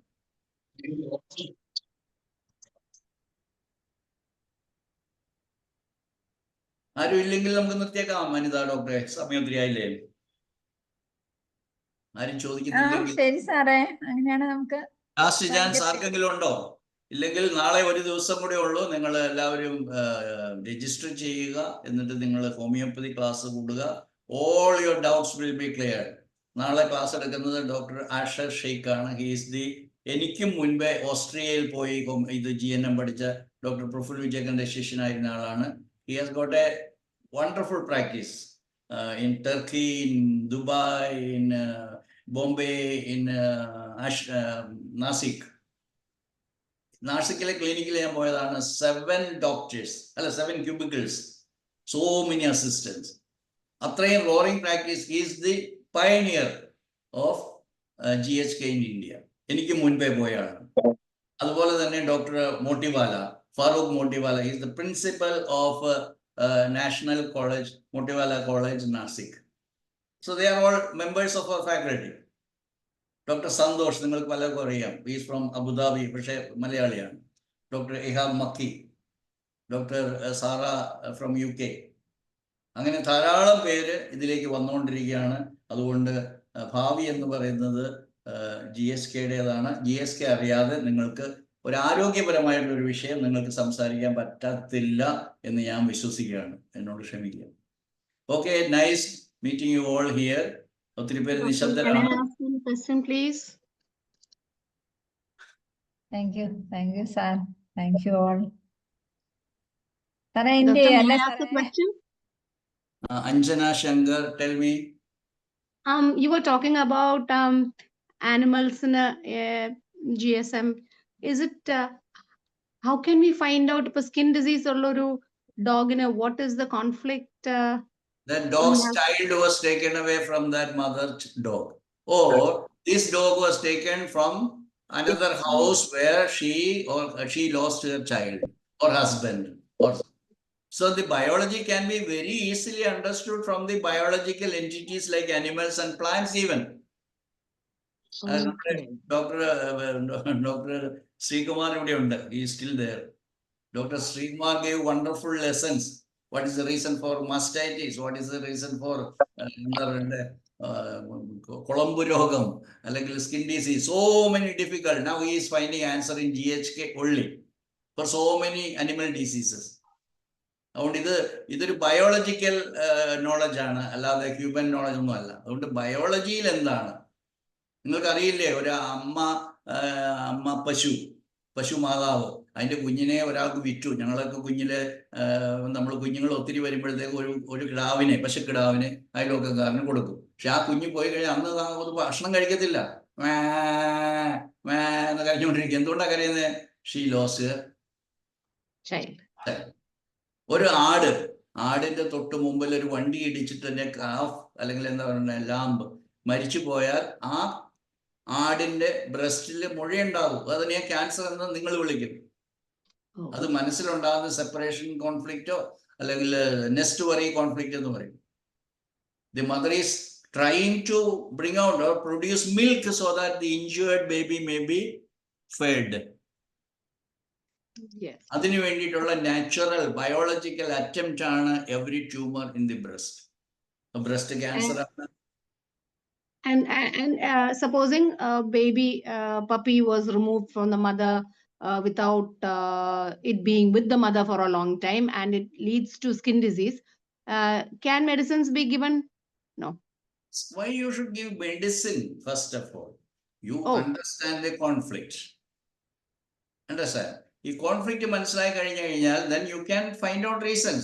But animals how can we ആയതുകൊണ്ട് find out? നമുക്ക് എങ്ങനെ കണ്ടുപിടിക്കാൻ പറ്റും? നമ്മുടെ കയ്യിൽ കിട്ടിയ ഒരു പട്ടിക്കുട്ടിക്ക് ഇങ്ങനെ സ്കിൻ ഡിസീസ് വരുന്നു, അങ്ങനെ വന്നു കഴിയുമ്പം ട്രീറ്റ് ചെയ്തിട്ട് പോകുന്നില്ല എങ്കിൽ how Yeah. can we find out the conflict that the patti went through? വലിയൊരു ചോദ്യമാണ്. ഡോക്ടറാണോ അഞ്ജന? ഡോക്ടറേറ്റ് ആണ്, പക്ഷേ ഡോക്ടർ PhD ആണ്.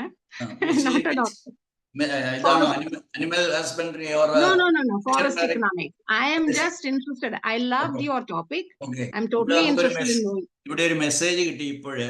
GNM is the only way to prevent diseases in animals. അത് മറ്റാരുമല്ല പറഞ്ഞിരിക്കുന്നത്, doctor Sreekumar. He is a veterinary surgeon retired and he is doing wonderful practice in GHK homeopathy because he is a holistic healer. Doctor Sreekumar ഒന്ന് unmute ചെയ്യാമോ, അല്ലെങ്കിൽ ഒന്ന് കാണാമോ? You can speak. Late ആയി എന്നാലും doctor Sreekumar, doctor Sreekala is his beloved wife. Both of them. പറഞ്ഞോളൂ Sreekumar. പറ്റുള്ളൊന്ന് video on ചെയ്തോ, സൗകര്യമാണ്. GNM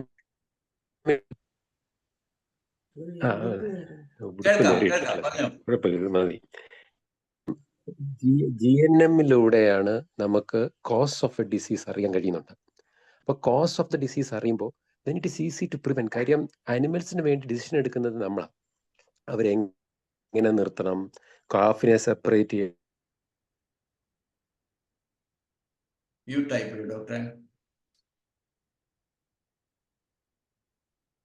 ഡോക്ടർ മ്യൂട്ടാണ്, കേൾക്കുന്നില്ല.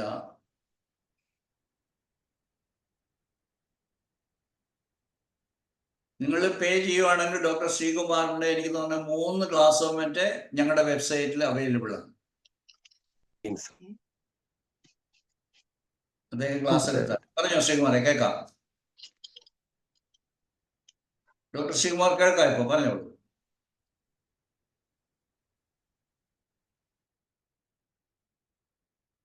We are waiting for your valuable comment. The network issue ആണോ എന്ന് തോന്നുന്നു, കേൾക്കുന്നില്ല ഇപ്പോഴും. നെറ്റ്വർക്ക് ഇഷ്യൂ ആയിരുന്നു. പറയൂ, ശ്രമിച്ചേക്ക്. കേൾക്കുന്നുണ്ടോ സർ? ഇപ്പൊ കേൾക്കാം, ഇടയ്ക്ക് മുറിഞ്ഞു. കോസ് ഓഫ് ദ ഡിസീസ് നമ്മൾ ആ കാര്യം ഒന്ന് കറക്റ്റ് ചെയ്താൽ ഇനി മേലിൽ ഈ അസുഖങ്ങൾ ഈ മൃഗങ്ങൾക്ക് വരില്ല. For example, separation of the cow and the calf ആണ് മാസ്റ്റൈറ്റിസിന്റെ കോസ് എന്ന് പറഞ്ഞു കഴിഞ്ഞാൽ കീപ് ദം ടുഗദർ, പ്രശ്നം തീർന്നല്ലോ. Yes, I agree. But എങ്ങനെ നമുക്ക് skin disease മാറ്റാം when we do not know the cause? Dr. Anjana, we don't need to for example, know the we cause. don't need to remove the cause. It is already in place. അല്ല sir, ഒരു അനിമലിനെ വീട്ടിനകത്ത് നിർത്തിയിരിക്കുവായിരുന്നു. ഉണ്ടായ animal in the house. Then they made a small building outside the house and shifted the dog from the house to that particular building. They called me to say that I have ഭയങ്കരമായ hair loss and itching. Then I asked them, have you separated the animal from the any? Okay.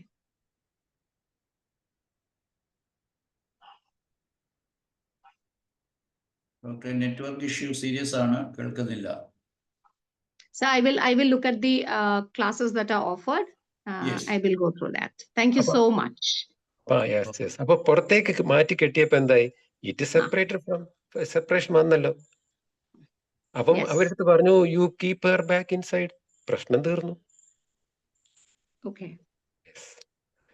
So it is very easy to apply GNM in animals. Okay. I will get in touch with you, sir. Okay. Thank you so much. Thank you so much. Thank you.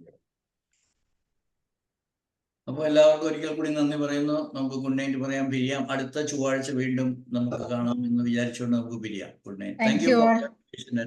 Thank you sir.